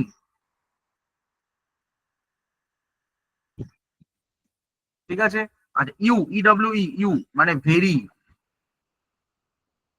সবই হচ্ছে ফেমিনিন জেন্ডার রয়েছে, তাহলে এটা হয়ে যাবে হরিণী, হরিণ অশ্ব শাবক। আচ্ছা, ডো মানে ডো হয়ে যাবে, ডো হচ্ছে হরিণী, আর ফিলি হচ্ছে কি শাবকী আর কি, অশ্ব শাবকী। ঠিক আছে, এবার দেখো কি বলেছে, সিনোনিম বের করতে বলেছে, সিনোনিম। আচ্ছা, কনসিয়েন্সিয়াস, ঠিক আছে, কনসিয়েন্সিয়াস হচ্ছে ন্যায়বান, ন্যায়বান, ঠিক আছে, তাহলে ন্যায়বান। তাহলে এবার আমি এখান থেকে তার মানে অনেস্ট বলতে পারি, অনেস্ট, স্ক্রপুলাস, ঠিক আছে, এই ধরনের কিছু ওয়ার্ড বলতে পারি। আচ্ছা, তাহলে এবার আমাদের স্ক্রপুলাস হচ্ছে রয়েছে এখানে, দেখো এই প্রথমটা, ঠিক আছে, মিসচিভাস মানে যার মধ্যে বদমতলব রয়েছে যে আর কি, ঠিক আছে, রিডিকুলাস তো তোমরা জানো হাস্যকর, রেবেলিয়াস মানে হচ্ছে যে কোনো কিছু মানে সবসময় বিদ্রোহ করতে চায় এরকম কিছু। এরপরে হচ্ছে অ্যাভর, অ্যাভর মানে হচ্ছে কি অ্যাভরেশন থেকে আসছে, মানে প্রচন্ড কোনো কিছুকে ঘৃণা করা, মানে ডিটেস্ট। তার মানে দেখো ডিটেস্ট রয়েছে অপশন ডি, ঠিক আছে। সিম্পলিসিটি মানে সরলতা, অ্যাবস্ট্রাক্ট মানে বিমূর্ত, ঠিক আছে। আচ্ছা, বোস্ট মানে অহংকার, এইগুলো আছে। আহ এখানে আবার প্যাসেজ রয়েছে। আচ্ছা, এবার কিছু রয়েছে আম, কিছু ভার্ব। আচ্ছা, ভার্ব দ্যাট ফিট দা, আচ্ছা, ফিল ইন দা ব্ল্যাঙ্কস দেওয়া রয়েছে, দেখো ফিল ইন দা ব্ল্যাঙ্কস, এবং তার সাথে এটা মানে বলতে পারো যে গ্রামারও বলতে পারো, ঠিক আছে। প্রথমে দেখো, if I dash a bird I would fly. মনে রাখবে যে ইফ আই, এই যে ব্যাপারটা হচ্ছে ইফ ক্লজ দিয়ে রয়েছে যেটা, মানে আমি যদি একটা কি হতাম, মানে দেখো এগুলোকে বলা হয় সাবজাংটিভ মুড, এটাকে বলা হয় সাবজাংটিভ মুড। মানে কি, এইগুলো হচ্ছে আনরিয়েল কোনো একটা জিনিসকে বোঝায়, আনরিয়েল বা ইমাজিনারি। আনরিয়েল বা ইমাজিনারি মানে যেটা পুরোপুরি ইমাজিনের উপর ভিত্তি করে চলে, যেটার কোনো বাস্তবিক কোনো ভিত্তি আমাদের নেই, ঠিক আছে, ঠিক আছে। তাহলে বাস্তবিক কোনো ভিত্তি এখানে আমাদের নেই, তাদেরকে এগুলো বলা হয় আনইমাজিনারি। এবার দেখো, তার মানে এবার এটা কি হয়ে যায়, ইফ, এদের ক্ষেত্রে কি হয়ে যায়, if I were a bird, মানে আমি যদি পাখি হতাম, আই উড ফ্লাই। তাহলে দেখো তুমি বাস্তবিক জীবনে কখনোই তুমি পাখি হতে পারবে, পারবে না। যেহেতু তোমার বাস্তবিক জীবনে পাখি হওয়া সম্ভব নয়, তাই জন্য আই এর পরে ওয়াজ হবে না, আই এর পরে ওয়্যার হবে, ঠিক আছে। এটা একটা হয়। আর একটা হচ্ছে if I had money I would help, মানে তোমার যদি টাকা থাকতো তাহলে তুমি হেল্প করতে পারতে, তাহলে তোমার টাকা নেই বলে তুমি করছো না, তার মানে বাস্তবিক এগুলো কি তোমার কাছে কিছু নেই, তুমি হতে পারবে না, পসিবল নয়, সেই জন্য তাহলে এখানটায় আই ওয়াজ হবে না, আই ওয়্যার হয়ে যাবে। হি ফাউন্ড হিজ বুক, হি, তার মানে সে খুঁজে পেলো সেই বইটা যেটা সে হারিয়ে ফেলেছিল, তার মানে এটা সিম্পল পাস্টে রয়েছে, তাহলে এটা পাস্ট পারফেক্টে হয়ে যাবে had lost. Hardly had the girl, দেখো হার্ডলি রয়েছে, হার্ডলির পরে হ্যাড হয়েছে, এটা হার্ডলির সাথে মনে রাখবে হোয়েন বসে, স্কেয়ার্সলির সাথে হোয়েন বা বিফোর বসে, আর নো সুনারের সাথে দেন বসে। তাহলে হার্ডলি হ্যাড দ্য গার্ল, এখানে হ্যাড রয়েছে মানে কি, এখানে ভার্বের পাস্ট পার্টিসিপেল ফর্ম বসবে, তার মানে ফিনিশড হয়ে গেল। আচ্ছা, এবার বলেছে correctly, correct form, spelling mistake বলেছে, তাহলে অ্যাসিমিলেট বানানটা বলেছে, অ্যাসিমিলেট তো খুবই ইজি, ঠিক আছে, কি হয়ে যাবে, ASSI অ্যাসি, এস, ASSI মিলেট প্রথমটা। আচ্ছা, অ্যাপালিং, অ্যাপালিং বলেছে, ঠিক আছে, তাহলে কোনটা করবো, APPALLING, অ্যাপালিং। রেজুভিনেট 56, রেজুভিনেট, রেজুভিনেট হচ্ছে REJUVENATE, রেজুভিনেট হয়ে গেল, ব্যাস। এরপরে দেখো কি আছে, আমাদের কিছু এরার রয়েছে, তাহলে এরারটা দেখে নেবো। Samir has to trudge over the steep mountain path. দেখো trudge over, what is trudge over, trudge over মানে হচ্ছে, এটা মনে রাখবে, ট্রাজ ওভার বলে কিছু হয় না, এটা আমাদের বলতে হয় ট্রাজ আপ, অর্থাৎ কোনো একটা দুঃসহ জায়গা, দুঃসহ জায়গাকে অতিক্রম করে যাওয়া, সেটা হচ্ছে ট্রাজ আপ, ঠিক আছে। মানে যেখানে এরকম বা দুর্গম এরিয়া, সেখানে যদি আস্তে আস্তে যেতে হয়, তাই জন্য এটাকে বলা হয় ট্রাজ আপ। তার মানে আমাদের option B is the correct answer, trudge over হবে না, ট্রাজ আপ হবে। এরপরে বলেছে কি, Treasure Island is one of the best pirate stories that ever written. দেখো Treasure Island is one of the best pirate stories, that বা দ্যাটটা হচ্ছে কি আমাদের রিলেটিভ প্রোনাউন, এবার দেখো দ্যাটটা এখানে কি, এখানে একটা ভার্ব মিসিং আছে, তাহলে দ্যাট কি হবে আমাদের, দ্যাট হ্যাভ এভার রিটেন। অনেকে এখানে কিন্তু হ্যাজ করবে না, পাইরেট বুকস আছে, দেখো বুকস স্টোরিজ, তার মানে এটা প্লুরাল আছে, প্লুরাল আছে, তাহলে এটা প্লুরাল আছে। আর এখানে হচ্ছে এটা রিলেটিভ ক্লজ, এটা ক্লজ, তাহলে রিলেটিভ প্রোনাউন কি করে, এই আগের সাথে পরের যোগাযোগ তৈরি করে, মানে এটা হ্যাভ হয়ে যাবে। See, that have ever written. Next, an application was written to the officer in pursuance, in pursuance, in pursuance এর পরে সবসময় মনে রাখবে অফ বসে, of. The distance of the school dash the railway station is 2 kilometers. The distance of the school from the railway station, railway station থেকে তোমার from হয়, তাহলে এটা। তো এই ছিল আমাদের গ্রামার সেকশন, ঠিক আছে? আশা করি সবার কাছে ক্লিয়ার হয়েছে, ঠিক আছে, কি ধরনের প্রশ্নপত্র গুলো থাকে। তাহলে দেখো গ্রামার কিন্তু এক মানে খুবই ইজি থাকে যদি একটু যদি আমাদের রুলস গুলো করা যায়। ভার্ব প্লুরাল হয়, ভার্ব প্লুরাল হয়, কোনটার ভার্ব প্লুরাল হয়? আচ্ছা বলো, কোনো কোয়েশ্চেন নিয়ে ডাউট আছে কিনা বলো সবাই। ভার্বটা অ্যাকচুয়ালি দেখো, ভার্ব কখনো প্লুরাল সিঙ্গুলার হয় না, সাবজেক্ট হয়, ঠিক আছে? মানে এই যে ভার্ব প্লুরাল হয় বা কিছু, এইগুলো অ্যাকচুয়ালি ঠিক না বলাটা। কারণ দেখো নাউন, যে নাম্বার যে কথাটা আসে না, নাউন অ্যান্ড নাম্বার, মানে এই যে তুমি বলছো নাউন, নাউন অ্যান্ড নাম্বার, এই চ্যাপ্টারটা কিন্তু হয়, কিন্তু তুমি কোনো গ্রামার বইতে ভার্ব অ্যান্ড নাম্বার এই চ্যাপ্টারটা পাবে না। নাম্বার কথাটা আসে একমাত্র নাউনের সাথে, ঠিক আছে? আর এই যেহেতু নাম্বার আসে তখনই তুমি সিঙ্গুলার বা প্লুরাল এটা বলতে পারো, যেহেতু ভার্বের সাথে এই যে সাবজেক্ট সিঙ্গুলার বা প্লুরাল মানে নাম্বার কথাটাই তো আসে না, তাহলে সিঙ্গুলার বা প্লুরাল কেন তুমি বলতে পারবে না?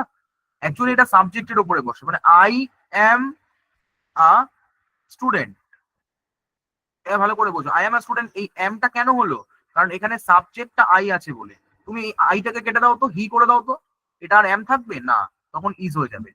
কার উপর ডিপেন্ড করছে? এর উপরে ডিপেন্ড করছে। এটাকে তুমি দে করে দাও তো, সঙ্গে সঙ্গে এটাও কেটে তুমি আর করবে। কার উপর ডিপেন্ড করছে? এটার উপর, এর উপর ডিপেন্ড করছে। তার মানে সাবজেক্টটার উপর ডিপেন্ড করে। এই সাবজেক্ট যখন সিঙ্গুলার তখন ওগুলো ইজ হচ্ছে, কখনো অ্যাম হচ্ছে। সাবজেক্ট যখন প্লুরাল তখন ওটাকে কখনো আর করতো। তার মানে এরকম নয় যে আর মানে প্লুরাল ভার্ব, ইজ মানে সিঙ্গুলার ভার্ব, না, এটা সাবজেক্টের উপর, it fully depends on subject. If subject is singular then verb is or are am, is or am ব্যবহৃত হবে, ইজ ইউজড, ঠিক আছে? If subject is plural then verb are is used, ঠিক আছে? That's all. অ্যাকচুয়ালি মানে ভার্বকে কখনোই মানে singular বা প্লুরাল বলাটা উচিত নয় আর কি। হয়তো আমরা বলি কথায় কথায়, কিন্তু অ্যাকচুয়ালি গ্রামাটিক্যালি ঠিক নয়। সাবজাংটিভ মুডটা বলবো। আচ্ছা দেখো, সাবজাংটিভ আমি যখন মুডের ক্ষেত্রে দেখবো, আমরা ইংরেজির মুড দেখবো, সেটা হচ্ছে imperative mood, indicative mood, subjunctive mood, এগুলো আছে।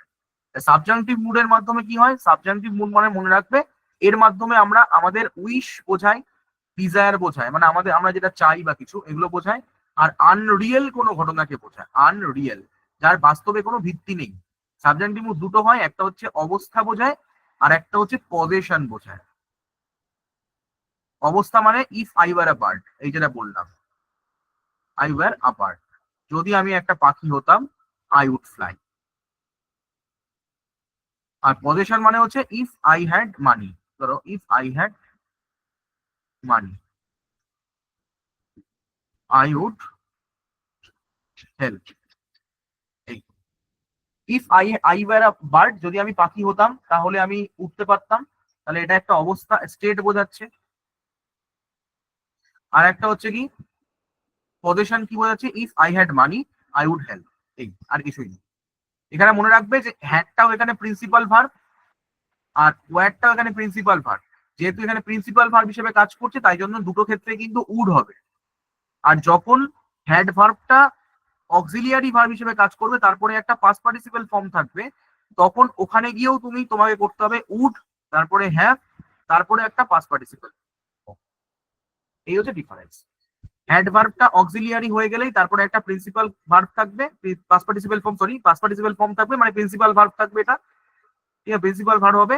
আর তারপরে উড হ্যাভ হয়ে যাবে, তারপরে পাস্ট পার্টিসিপেল হবে। এই আর কিছু আর কিছু কোনো ডাউট? কার কোনো ডাউট আছে আর?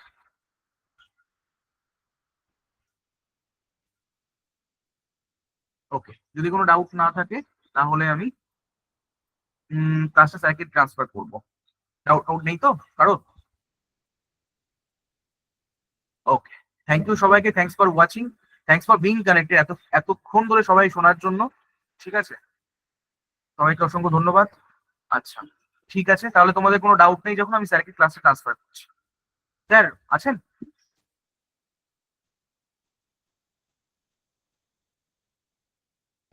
স্যার হয়ে গেছে স্যার। হ্যাঁ স্যার হয়েছে। Okay, thank you sir, thank you. হ্যাঁ ওয়েলকাম।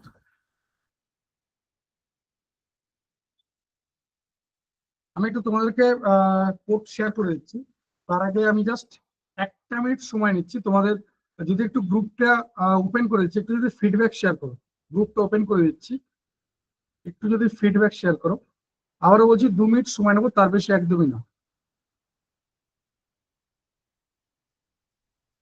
অবাক হয়ে যাচ্ছি তোমাদের অ্যাটেন্ডেন্স দেখে একটা ক্লাসে, যে ইংলিশের মতো একটা সাবজেক্ট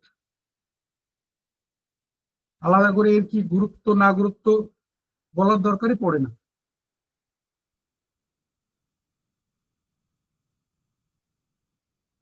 একটা মিনিট, আমি অলরেডি এটা শেয়ারও করে দিয়েছি যাতে করে তোমরা এখান থেকে এগুলোকে দেখতে পাও সব। আমি জাস্ট একটুখানি গ্রুপটা ওপেন করে দিচ্ছি। সেকেন্ড পেজে আমাদের কোডটা রয়েছে।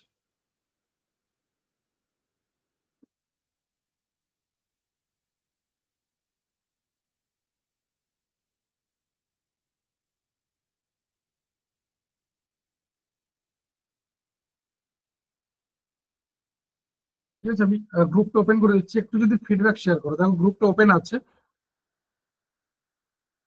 একটু যদি তোমাদের ফিডব্যাক শেয়ার করো। আবার বলছি 2 মিনিট সময় নেবো, একদম গোনা 2 মিনিট সময় নেবো, তার বেশি একদমই না। তারপর আমি কোডে চলে আসবো। কোডটা নিচে রয়েছে, কোড নাম্বার শেয়ার করবে, সবকিছু নিচে রয়েছে। একটু যদি একটা দুটো সেন্টেন্সে তোমাদের ফিডব্যাক শেয়ার করো, এই ভালো, খুব ভালো, দারুণ এরকম না করে একটা দুটো সেন্টেন্সে যদি একটু ফিডব্যাক শেয়ার করো।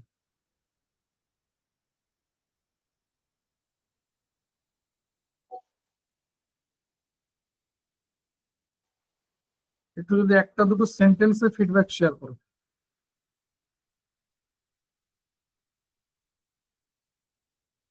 এটা সব রইল। একটু যদি একটা দুটো সেন্টেন্সে ফিডব্যাক শেয়ার করো।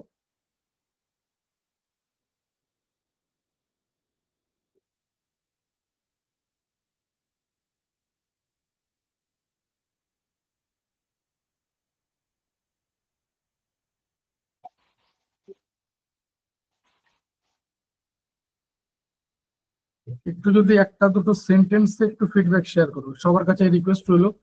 এই নাইস, খুব ভালো, এরকম না লিখে যদি একটা দুটো সেন্টেন্স। আবারও বলছি 2 মিনিটে বেশি সময় নেব না।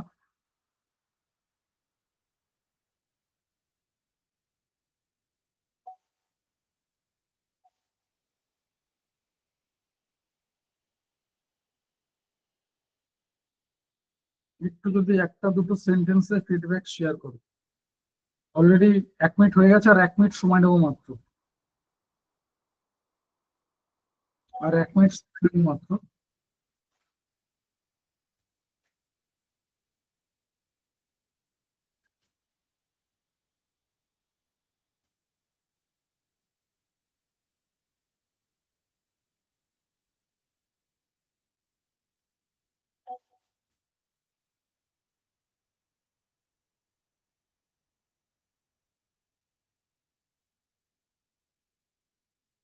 আবারও বলছি, ঠিক এতটাই ধৈর্য নিয়েই ক্লাসগুলো হবে। একটু যদি একটা দুটো সেন্টেন্সে ফিডব্যাক শেয়ার করো। প্রায় টাইম হয়ে গেছে, এবার আমি গ্রুপটা বন্ধ করে দেবো। একটু যারা শেয়ার করছো একটু ফাস্ট করো।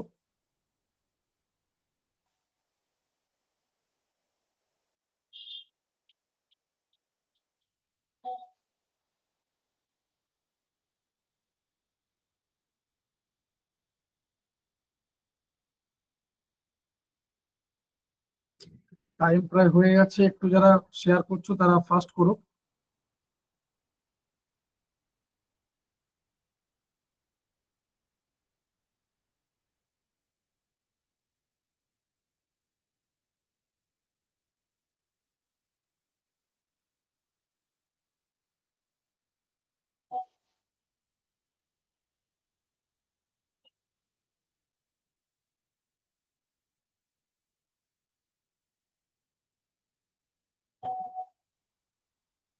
চলো গ্রুপটা বন্ধ করলাম।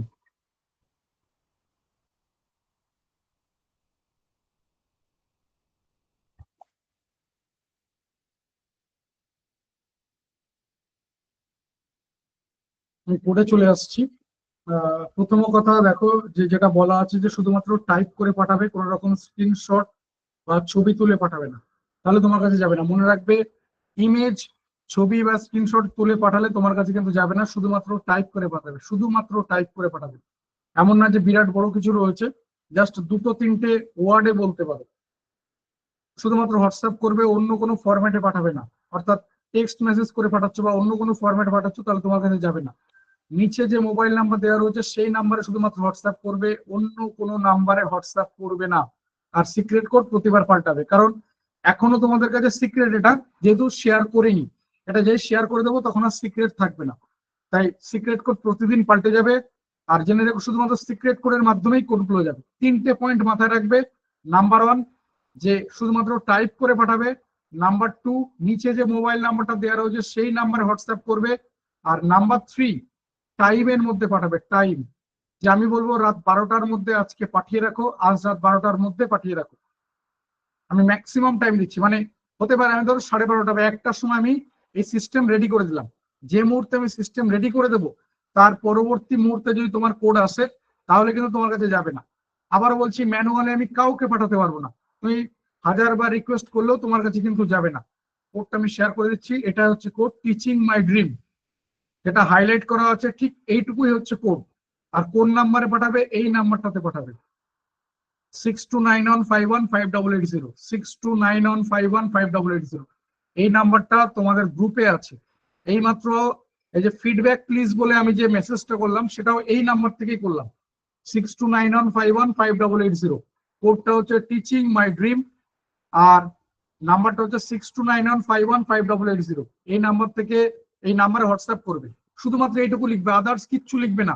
কোনো হাই হ্যালো লিখবে না, নিজের নাম লিখবে না। আর কোড পাঠানোর পর বারবার মেসেজ করবে না। এ দায়িত্ব আমার। রাত্রে যাক বা আগামীকাল সকালে যাক, এ দায়িত্ব আমার।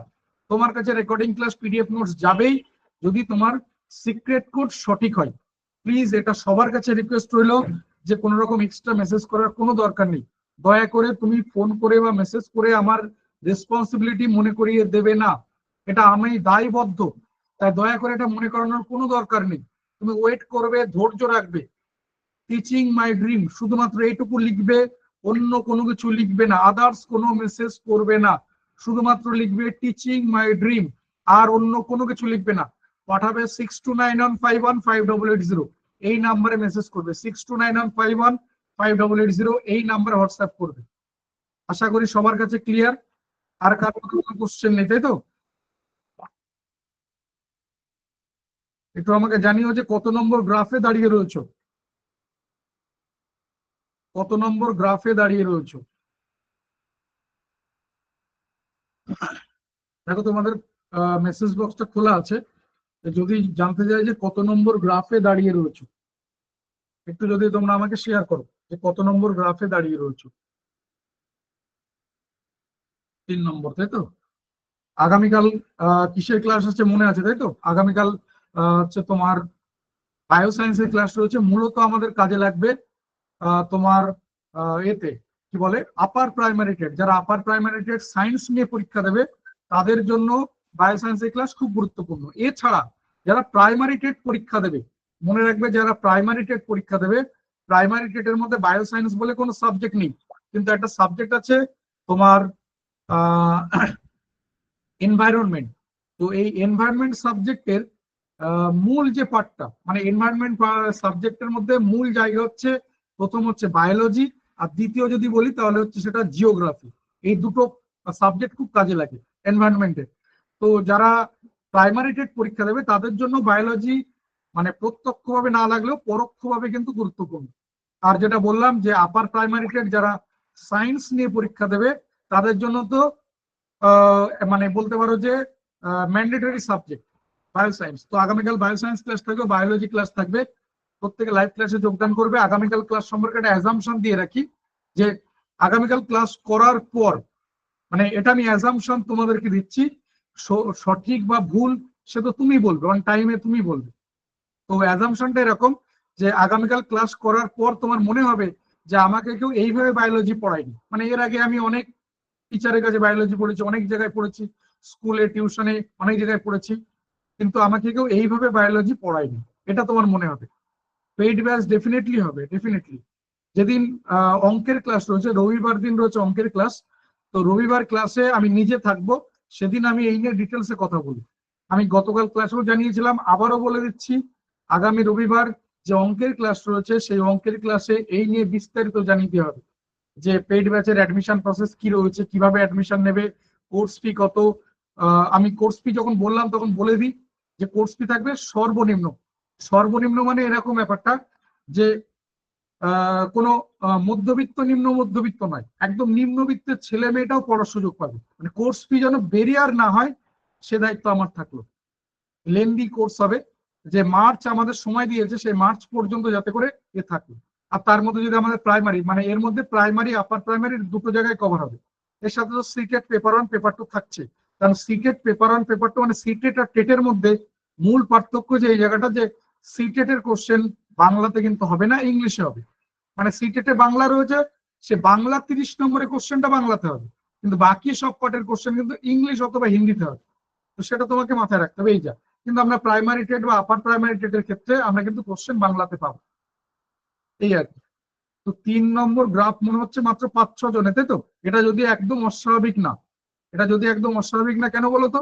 কারণ তুমি যদি খেয়াল করে দেখো যে আমাদের এই যে ধরো এখন স্কুল সার্ভিসের ভ্যাকান্সি বেরিয়েছে, মানে এসএলএসটি যে ফর্ম ফিল আপ শুরু হয়েছে, তো সেখানে ধরো ভ্যাকান্সি রয়েছে কম বেশি 40,000 মতো ধরে নিচ্ছি। ফর্ম ফিল আপ কত হবে? প্রায় 10 লাখের কাছাকাছি। এবার খেয়াল করে দেখো 40,000 তো ভ্যাকান্সি, তো সবাই তো চাকরি পাবে না, 10 লাখের মধ্যে 40,000। তাহলে এখানেও তাই, আমরা যারা এখানে যারা ক্লাস করছি এখানেও সবাই চাকরি পাবে না। আমরা পড়ছি বা ফ্রি ক্লাস হচ্ছে দেখছি, এই পর্যন্ত ঠিক আছে। প্রাইমারি টেট এবং আপার প্রাইমারি টেট দুটোই কভার হবে, যার জন্য তো সাবজেক্ট গুলো দেখো সেইভাবে রাখা রয়েছে, যে আমাদের যে ক্লাসগুলো রয়েছে সেই সাবজেক্ট গুলো সেইভাবে রাখা রয়েছে। গতকাল এই নিয়ে যা ডিসকাশন হয়েছিল সেগুলো তাই বলা ছিল। গতকাল ক্লাসের রেকর্ডিং গ্রুপে শেয়ার করে দেওয়া আছে, আরেকবার দেখে নাও। তোমাদের সাথে আমি অলরেডি বিভিন্ন যে সাবজেক্ট পেপারের লিঙ্ক সেগুলো শেয়ার করে দিয়েছি অলরেডি। আজ আমাদের history, SLST history subject class চলছে, আগামীকাল এডুকেশনের সাবজেক্টের ক্লাস রয়েছে। আমি আরো একবার পারলে শেয়ার করে দেবো। এটা গেল নাম্বার 1। নাম্বার 2, তোমাদের সাথে একবার একটা হোয়াটসঅ্যাপ চ্যানেলের লিঙ্ক শেয়ার করেছি, ওই হোয়াটসঅ্যাপ চ্যানেলে তুমি সমস্ত পরীক্ষা সংক্রান্ত বিস্তারিত তথ্য পেয়ে যাবে।